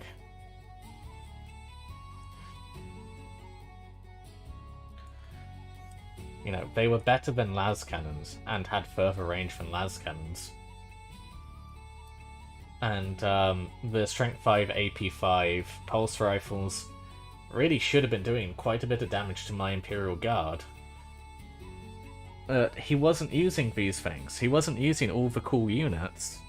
The only thing which he really had, which was a regular thorn in my side, were the stealth suits with their fusion blasters. Because he decided to buy some because of my Lehman Russ Imperial Guard tanks. And that would be the thing he would always try, without fail, to launch at my tanks in order to try and kill them. And so I naturally just kept my Kazakin guard around my tanks. It's like, oh look, the stealth suits have arrived. Hotshot las gun, blow them up. Cool, tank can carry on as needed. And that really annoyed him. Because I was just like, okay, well, you're doing this, and this has been a problem for me, so I'm going to go and buy this unit. Because I know this unit's going to help me against that unit. And that's like how our games would always end up going. We'd buy new units, make new lists to try and counter each other, and it was really fun. And he was never, like, able to make a Tau army stick. And so when he gave up right at the end of 5th edition, I was like, can I buy your Tau off you? I will trade Tau for Space Marines. And he's like, yeah, sure, you can have them. And so going into 6th edition, I started Tau. And 6th edition, Tau were incredibly nerfed. But not really, like, completely unplayably nerfed. They just completely changed what made Tau playable and fun, basically. And that really suited me. Because because of how I basically evolved playing 40k at the time, it was very much, okay, I'm going to make a tactic work. It might not be a good tactic, it might not be the right tactic, it might not even be a sensible tactic, but I'm going to choose a tactic which I find fun to play, and I am going to make it work. And the internet was becoming more and more of a relevant thing in my life, and with the people in which I was spending my time with. And so the Tau can't do melee was a constant thing which I was constantly thrown. So, hey, if a Tau can't do melee, I'm going to beat your Tau up in melee. I was like, bet. Try it. Try me. Go on. I dare you to get into combat with my Tau. Firstly, good luck getting there. And secondly, when you do get there, have fun. Really. Knock yourself out. And, yeah. I have a pretty fun kill list of things I have killed in close combat with Tau.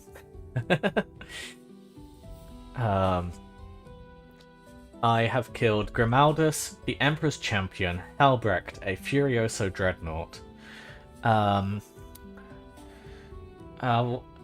Asmundai,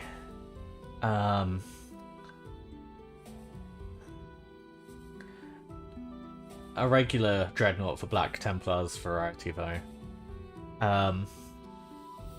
Khan for Betrayer, that was fun, Huron Blackheart,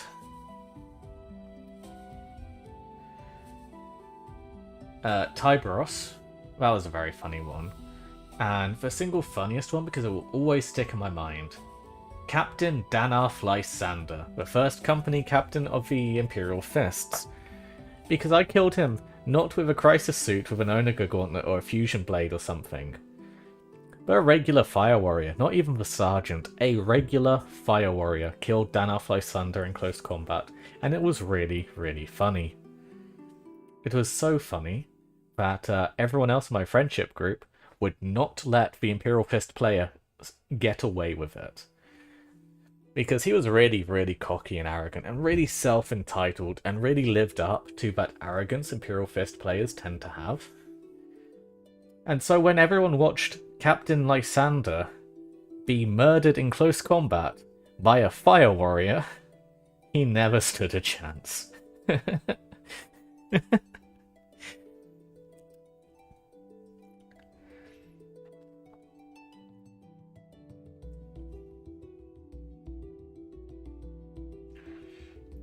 Oh, it's the second rank, wasn't it?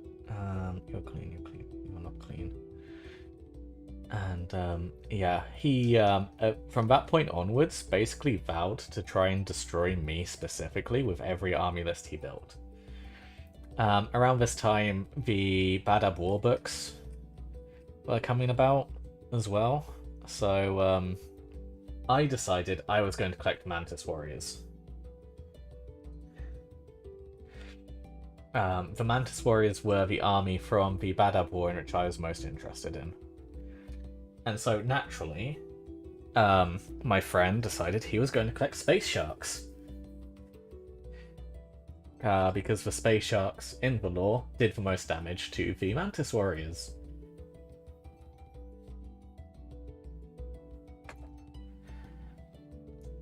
My Mantis Warriors are undefeated.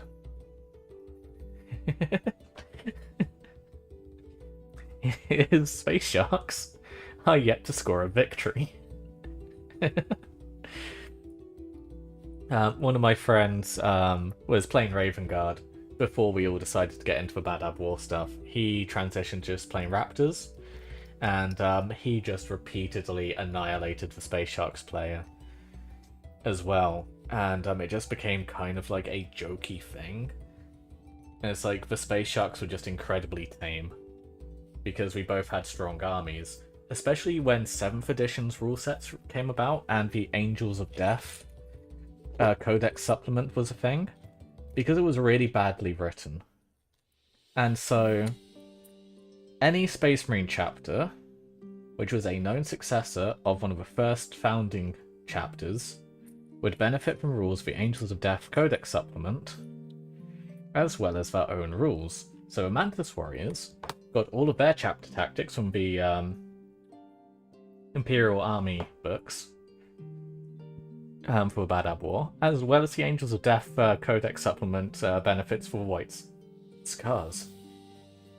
Meaning that I got access to some really fun and spicy war gear, which synergized really well with the Mantis Warriors chapter traits. Meanwhile, the Space Sharks are of an unknown founding, so they couldn't benefit from any of the Angels of Death stuff. And so they got left quite far behind, whilst me and the Raptors player just got stronger. The guy who played Howling Griffins also had a lot of fun as well. He filtered in a lot of the Horus Heresy Ultramarine units into his army, as well as making use of the Angels of Death stuff.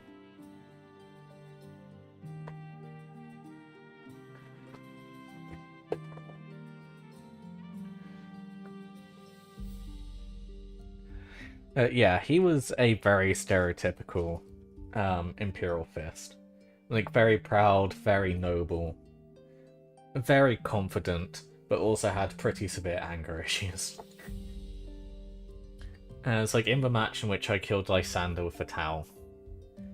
He'd spent most of that game getting incredibly angry at one of my Pathfinder units, which was sitting in cover. And he spent the entire game using some Stern Guard veterans to try and shoot my Pathfinder squad with rail rifles out of the cover to free up that area of the board for his assault Terminators led by Lysander to move through.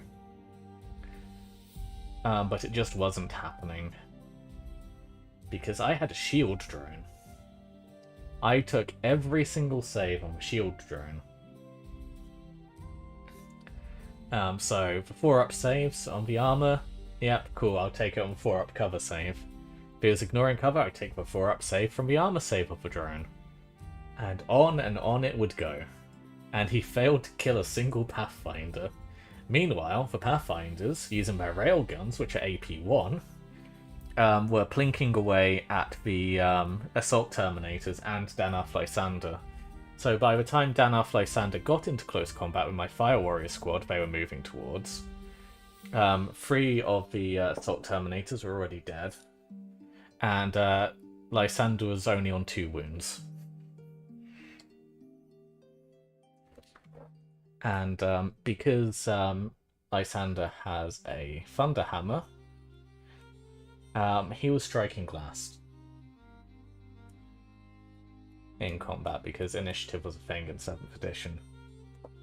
And my Tau got to strike first, and the Fire Warriors managed to successfully wound Lysander. And then he rolled a double 1 for his save.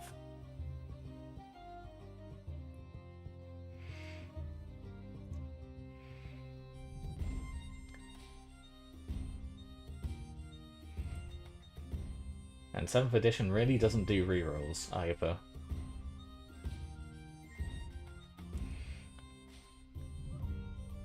So he just kind of stood there in disbelief, just staring at his model and his dice roll for a good few minutes. Before removing it. Really angry. He then proceeded to kill the Fire Warrior squad with the few Assault Terminators left, and then proceeded to try and chase my Tau Commander down across the board. Which was really funny, because this was a time in which Tau Commanders could move during the movement phase and the assault phase, moving 2d6 in the assault phase. So no matter what he did, I was always moving faster than him. So I was moving away, moving into cover, hiding, moving back out, shooting him, moving away, and just slowly whittling down the angry Assault Marines and the Stern Guard, which he started to chase me down with.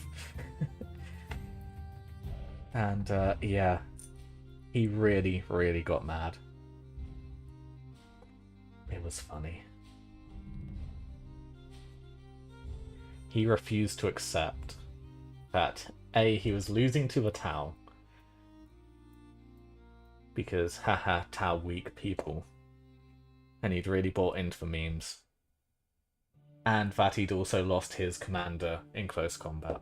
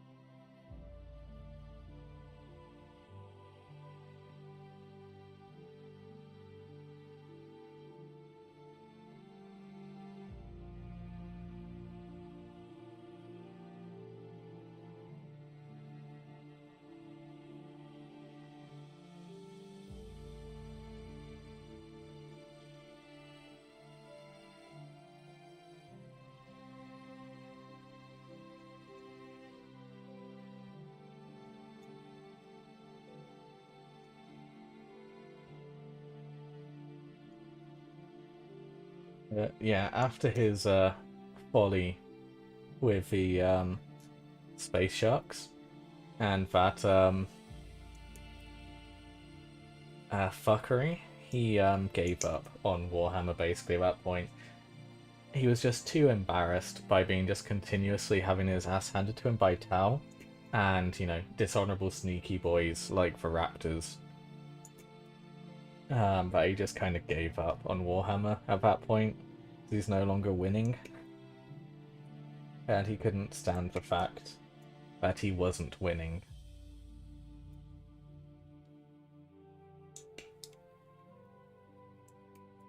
It's like, it wasn't like during this time I was just only winning and I was only like, you know, just curb stomping him every single time. Like, there were games in which he won as well, and there were other people in our group that would just continuously annihilate me in games. Like the Raptors guy. The guy who played Raptors was really, really proficient at just taking down any army I'd throw at him. As he collected, yeah, Raven Guard, Raptors, and Night Lords. Not Night Lords, Dark Eldar. I just think same thing. And his Dark Eldar were genuinely terrifying in 7th. He was really good with them. And there's also a guy who used to be a store manager, who also regularly played games with us, who collected Ultramarines and Eldar.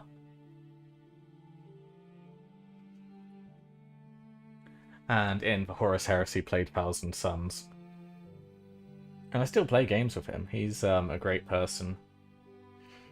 But obviously his years of experience and seniority put him at a huge advantage over all of us. And he was always a very, very tough opponent. It was really fun.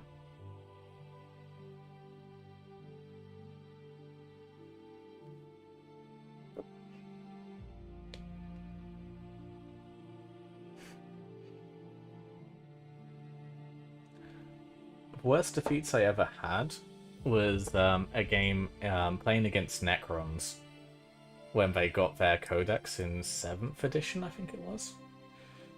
Or at the very beginning of 7th edition, in which I killed more of my own troops than the Necrons killed of my troops. They just had like catastrophic fuck up after catastrophic fuck up, basically, with my army.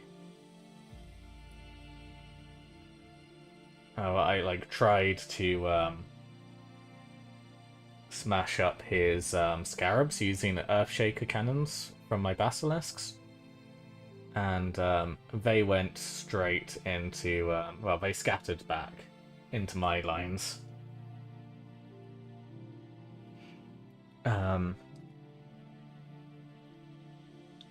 My Kazakian Special Forces squad managed to blow themselves up with a grenade launcher.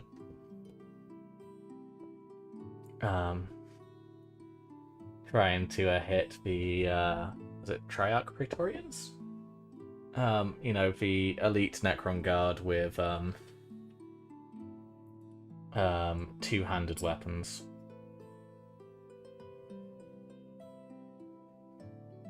That was an entertaining moment. Yeah, the Earthshaker artillery salvo in the opening round killed, I think it was like 37 of my own guardsmen. It was really bad. As it scattered back, not just into my lines, but into the ruins my guardsmen were stationed in. And blast templates hit everyone on every level underneath the template. It was really bad. And then my tank commander joined in on the action of doing incredibly stupid things with his plasma cannon. Because he shot at the other Necron Guardians, ones with shields, and they bounced the shot back. And that killed quite a few people. Before, in the following rounds, he blew himself up by getting caught.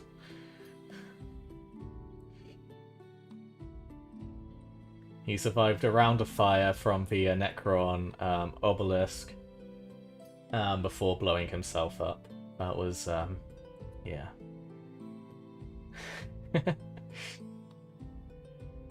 Not the best day to be a guard commander.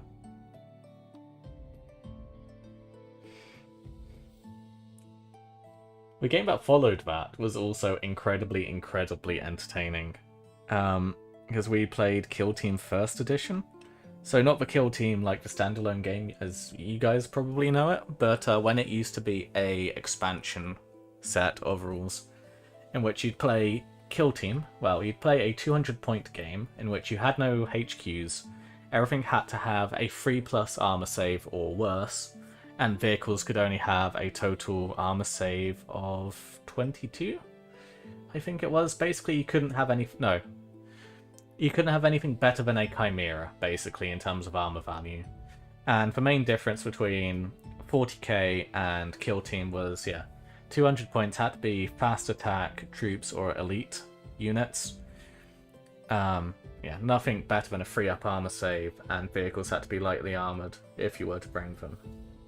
And each troop would have the independent character special rule, and 3 of them would gain an additional special rule.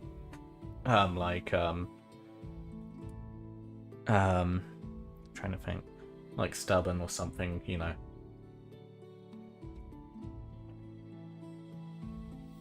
And so what I thought would be really funny would be to take 200 points of conscripts and just flood the board.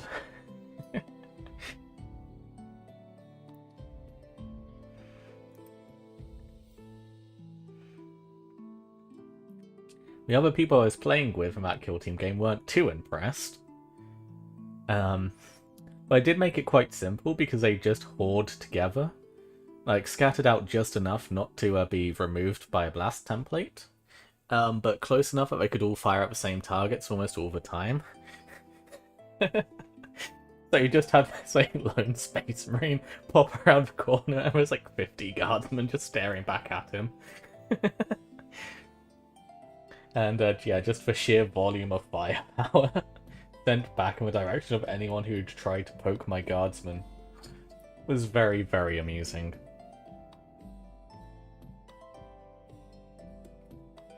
That was a fun gaming night in the Games Workshop.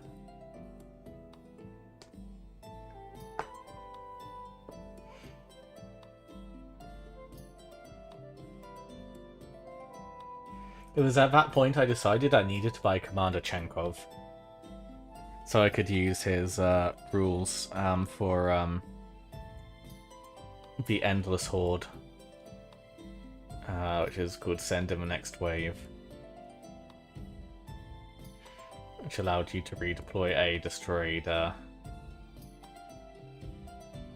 militia unit, well, conscript unit.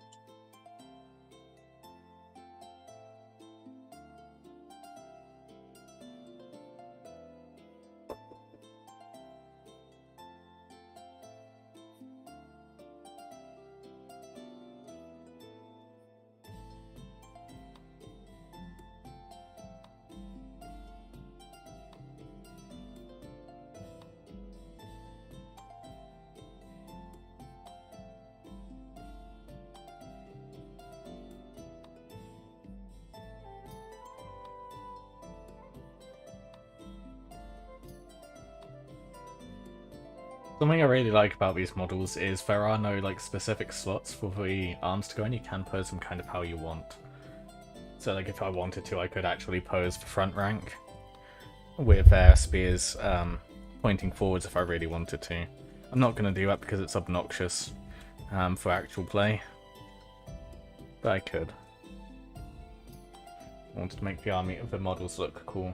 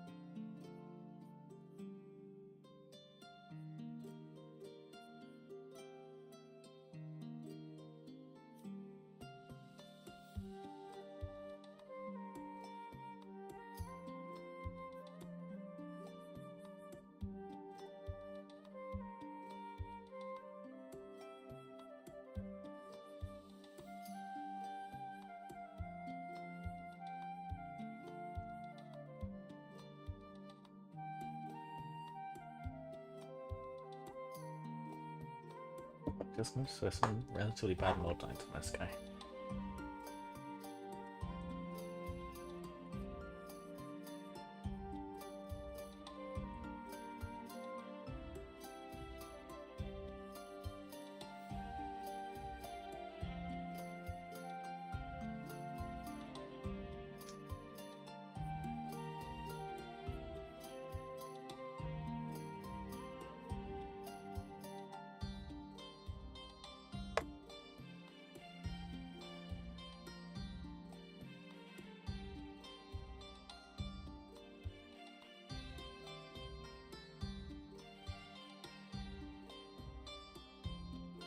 So yeah, it's going to be fun because they have simplified how you paint Bretonnians. Knights of the Realm and Knights Errant now wear the dukedom's colours.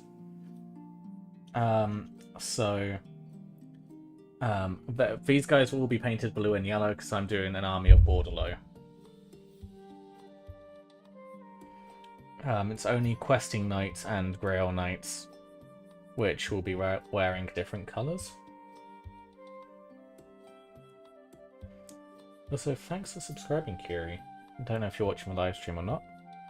Just had a notification pop up that you subscribed. Hopefully that will pop up on a stream. There we go. It's because I just assumed it wasn't going to show up, but that made me jump. So well done.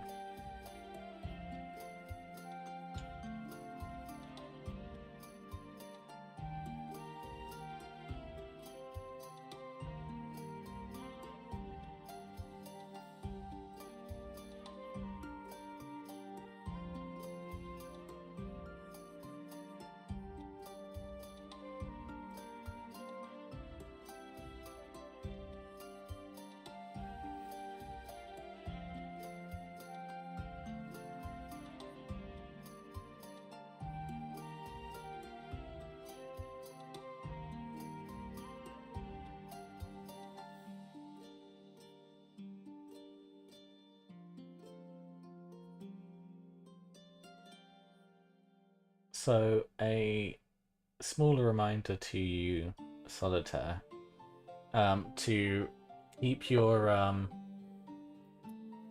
Legion special traits in mind.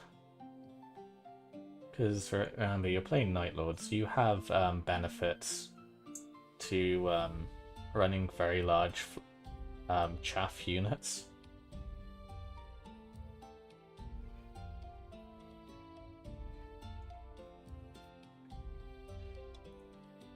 So, whilst I know money issues might be a barrier, it's important to consider. Because a lot of your Legion's way of fighting is tied into the ability to outnumber them, your opponents.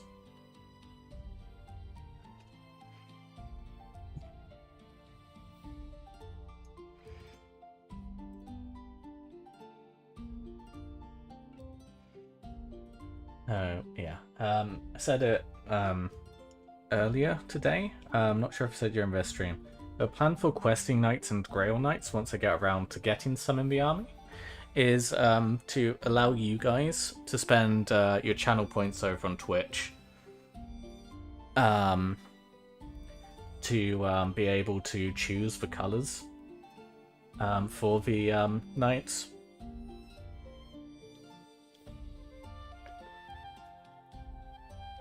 And then tackle them one by one. So it's like, say you wanted to know how to paint red and white in a fantasy style, I could then paint a knight up in red and white to show you how I'd approach it in a fantasy way.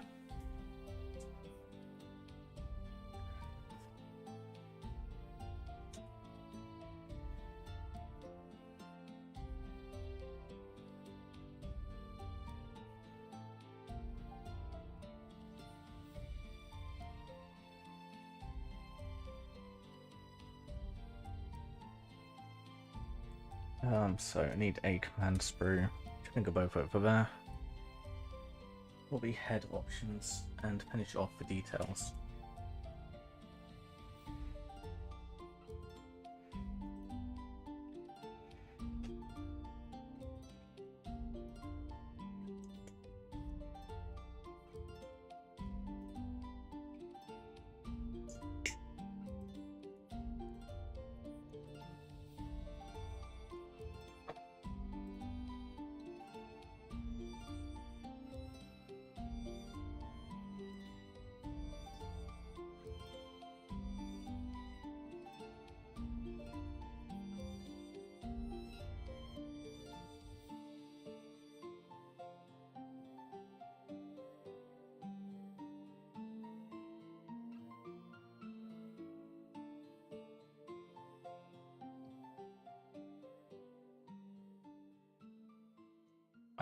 I don't think so.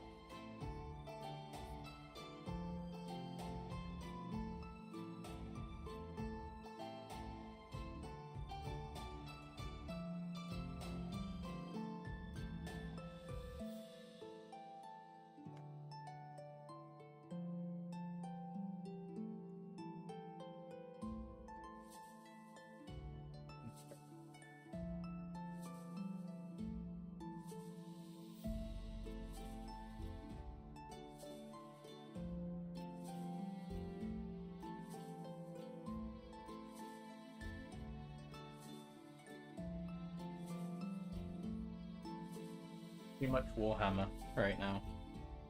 It's a wonderful problem to have.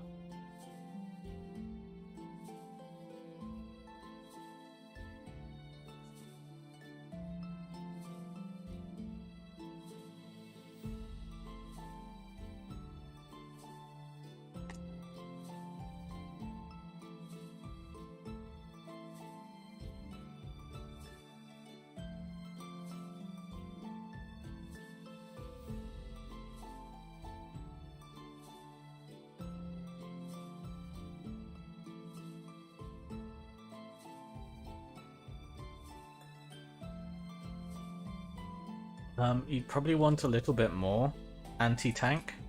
Because especially at 3,000 points, there's a very good chance that your opponent might be bringing a super heavy vehicle. It's like a friend of mine, she plays Iron Warriors, and she loves her tanks. Like, really loves her tanks. So... I know for a fact your army would stand no chance against her Iron Warriors.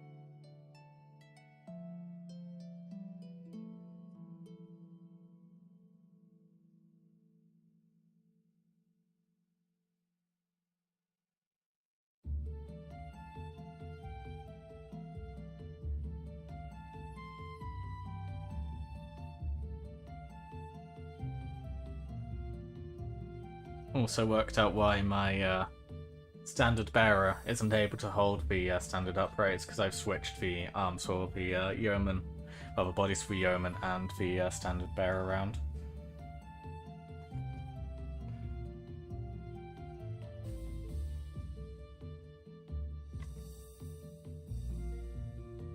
But it still works, which is okay.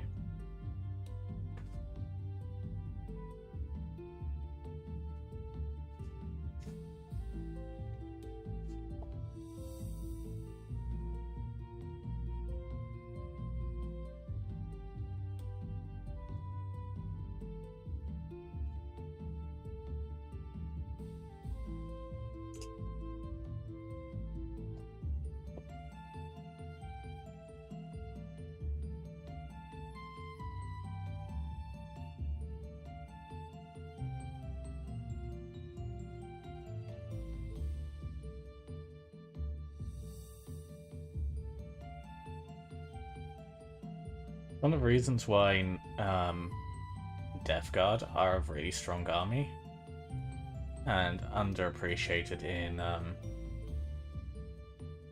Horus Heresy is because they just can bring a lot of their units which are just strong in both. Thanks for the follow, Crystal. Welcome on in.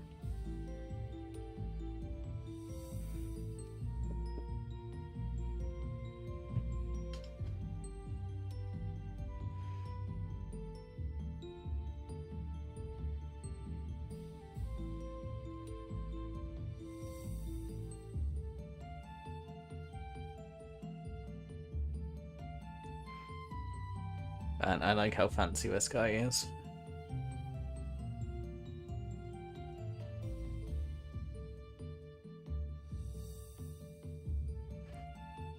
Some accidental kit bashing going on, but hey. Rule of cool.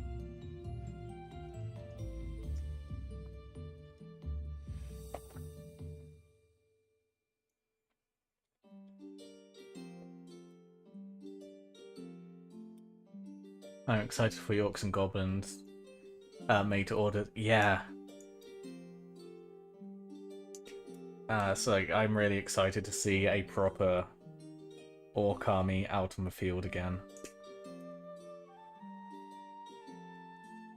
Although Bretonnia is my true love, I do have a soft spot for basically every fantasy army.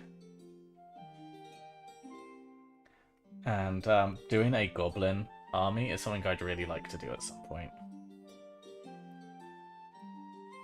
Having said that, the fact that the Black Orcs are returning is quite a powerful temptation. I think the old Black Orcs are just fantastic.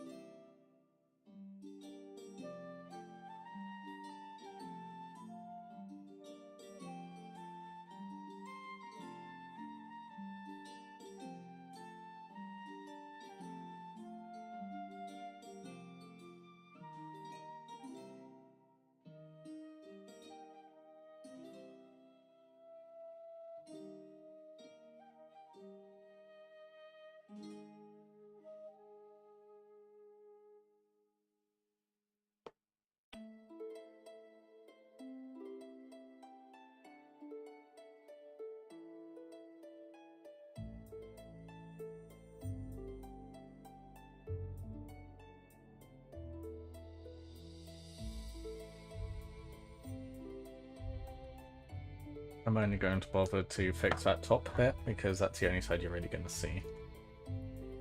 Do tactical squads deserve rhinos? It depends. Rhinos aren't completely useless. They are quite useful for getting troops rapidly into a position where needed to be. And then from there, a really good way to control and manage the enemy team. Because you can use them to just block things, right? They're not, a regular tactical squad, assuming they don't have anything that increases their strength. Shouldn't really be able to do much, realistically, in close combat to a Rhino. Whereas a Rhino can pose a threat at all times to them, even if it's a minor one, as well as just being a block. So Rhinos do provide a use after getting a unit quickly up the board.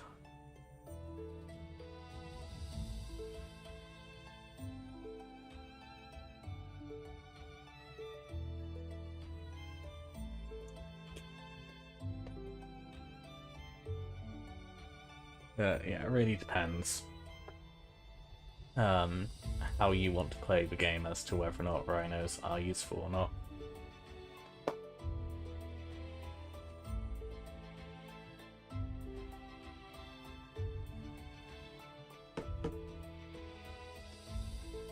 So I mean, you need the actual strength to penetrate a Rhino as well with whatever weapon you're shooting at them, so they aren't just going to be shredded by bolt guns.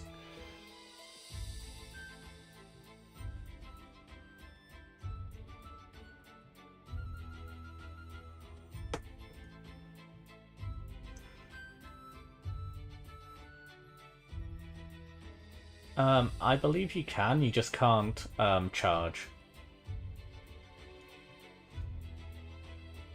I'd need to double check though, because to be honest, my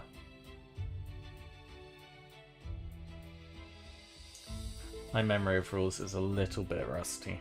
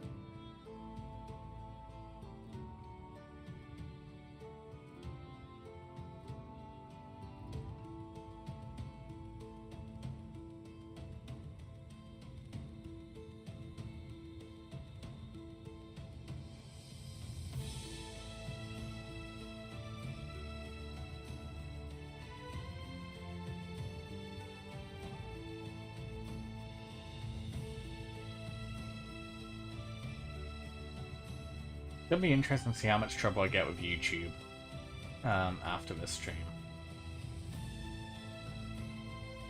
If I leave this stream up as a VOD.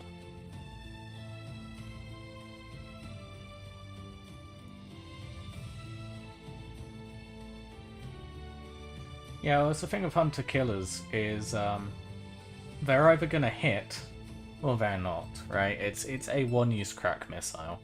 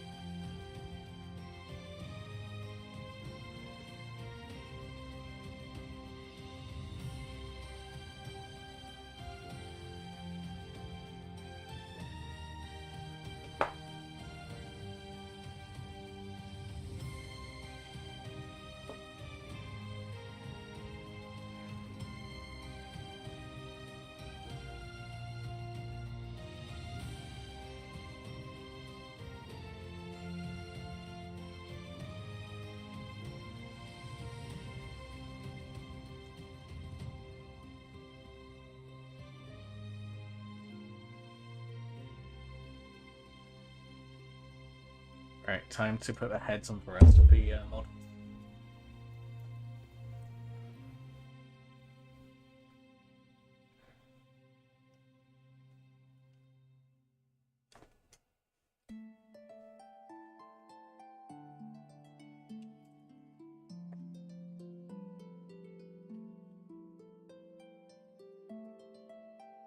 Both of these we're sticking with the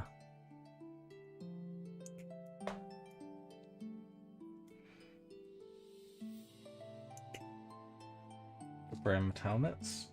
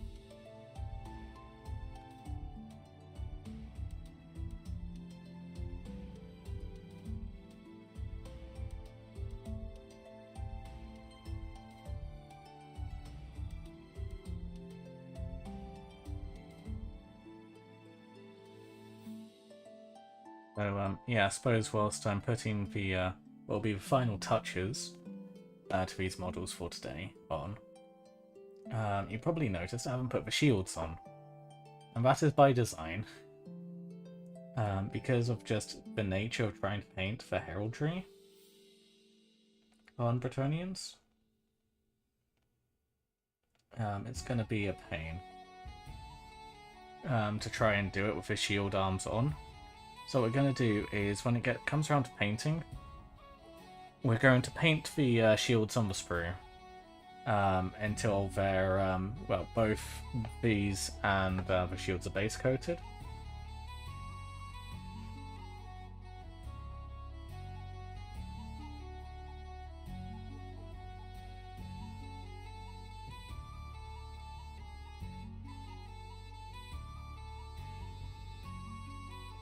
Set them too well.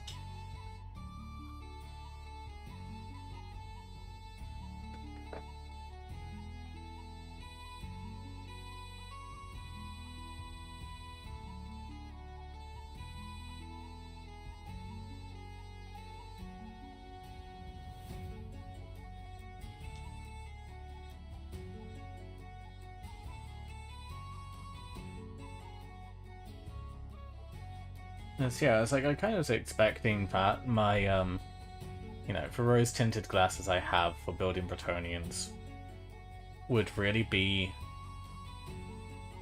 a result of me having to defend how good these models look in my mind. But unless I'm just incredibly, incredibly delusional right now, and really just not with it and completely out of touch with building Warhammer models, I think these have aged really quite well in terms of quality.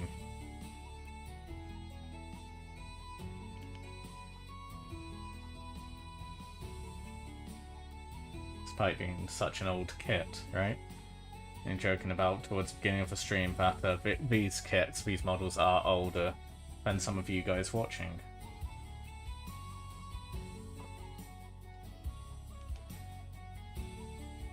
But, it's like, genuinely, like, some of these models have really quite good detail on them. And it hasn't been painful to build them.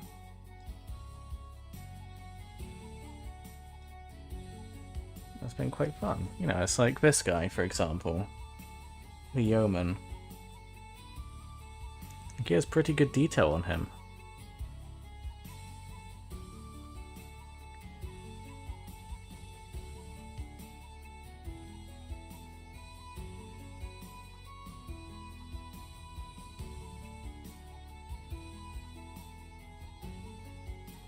Come on, camera, focus.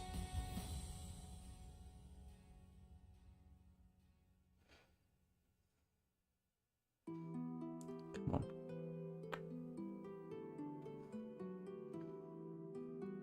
Okay, I give up on trying to get it to focus, but yeah.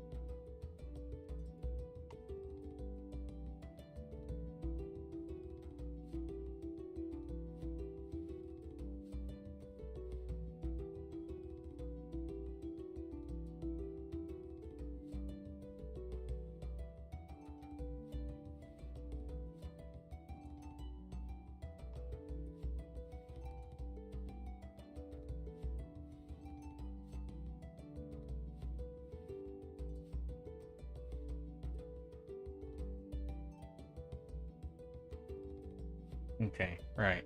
So, in terms of building for models, that's as far as I'm gonna go with building this unit of men-at-arms for now. Because trying to paint them with their shields attached is a pain. So the plan will be to get these primed, and then do the base coating of the blue and yellow on the body first before we start attaching the shields. And then we can paint the rest of the model up afterwards.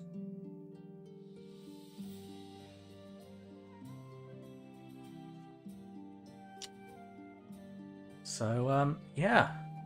It's our first unit of men-at-arms built. In a very long and rambly way.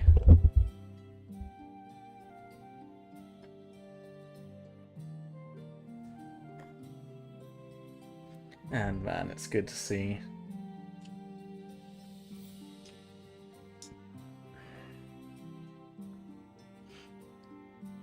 Bretonnian's built up again.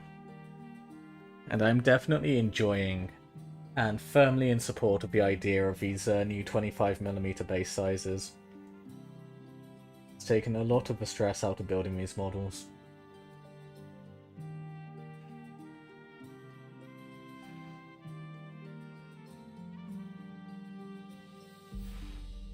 But this camera really struggles with unpainted minis. Come on, focus.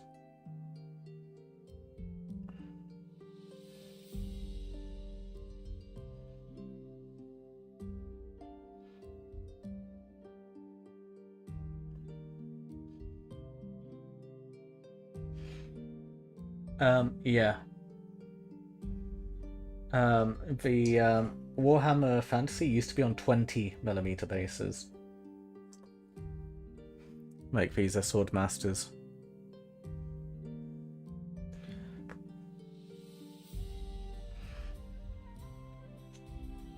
Which are, yeah. They're a bit smaller.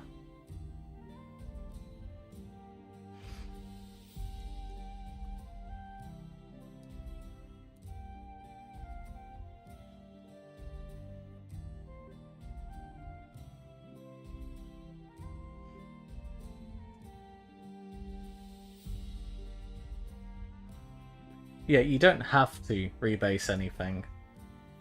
They've made a point of saying as long as you're not planning to go to tournaments, keep them on 20mm bases. But from now on, units are coming on 25mm bases or bigger. And yes, spaced movement trays are quite popular as well as an option.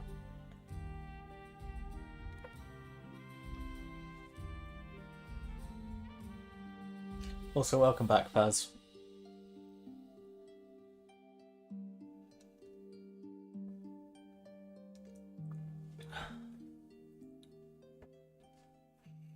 So, yeah. This is going to be it for today. So thank you everyone for joining me, both on Twitch and on YouTube. Hopefully you've had a good entertaining evening with me whilst we've put together our first unit of men-at-arms. Although, men-at-arm, I suppose, is a better way of putting it for now. Tomorrow we will probably be carrying on, so hopefully you'll join me for that. I might do a stream during the day to finish building the other men-at-arms. We'll see. I'm currently operating on like 6 hours sleep over the last like 48 hours. So I need to get some rest. That's why I'm wrapping up the stream now, even though it's an hour later than I really should have done. So I can go and try and get some rest in. And yeah, tomorrow, again, might be a stream during the day, there might not be, but it'll definitely be a stream in the evening carrying on building these. And then on Monday it'll be more MechWarrior Online, so if that's of interest to you. I do also do a lot of Battletech related stuff, so if you're new around here and you find that interesting, make sure to hit follow or subscribe depending on what platform you're on. As, yeah, It's good to be back in the world of fantasy, finally. So yeah, building up these guys, painting these guys up will be something that I do. And I will be focusing on because I really want to get playing games of Warhammer the Old World. And if you are really new around here, and you haven't seen any models I've painted before, here is my beloved Fulgrim model. This is probably the worst standard you're going to see me painting at this point. This model is quite a few years old at this point. I recently painted up for a wonderful person in chat, Nathaniel Garrow, as well. You can have a look at him to have an idea of like what kind of like painting level I'd say I'm at and comfortable with. So, yeah, I'm quite happy with how he showed up.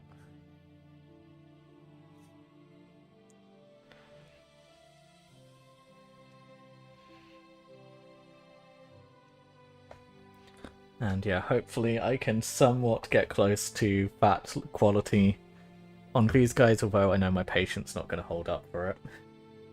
We'll see how far we get. The Pegasus Knights and the Knights of Realm are definitely going to look a lot prettier than these men-at-arms, but yeah.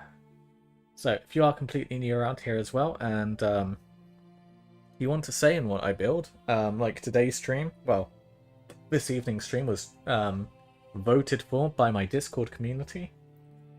Make sure to join my Discord server. It's linked on my pages, and also if you type in ! Discord, you should be able to get a link as well if you need it. Yeah, it's the best place to interact with me, ask questions, find stuff out. If you want to ask questions about the rules or about the lore in Warhammer the Old World, message me on Discord, preferably in the Old World channels, so we can keep it all focused. I am always happy to talk Warhammer as long as I'm awake and conscious, so feel free to message me and talk to me there. And if you have really enjoyed this and you want to support me in doing more of this kind of stuff, the best way to do so is via Ko-fi. As the money goes directly to me, it isn't trapped in some kind of vault with Twitch or stolen away by something like Patreon. You know, the money you want to give to a creator goes directly to them with Ko-fi, which is just a really nice system to have. Streamlabs also does the same thing as well, but via Ko-fi we can set fun goals, like the one we've got at the moment to try and raise the money needed for what I think would be a good 2,000 point army list. That progress bar does include the cost of this box as well, because I do need to pay this off. So if you want to help out towards that, then that'd be greatly appreciated. If not, perfectly understandable. Everyone's saving up for minis themselves these days.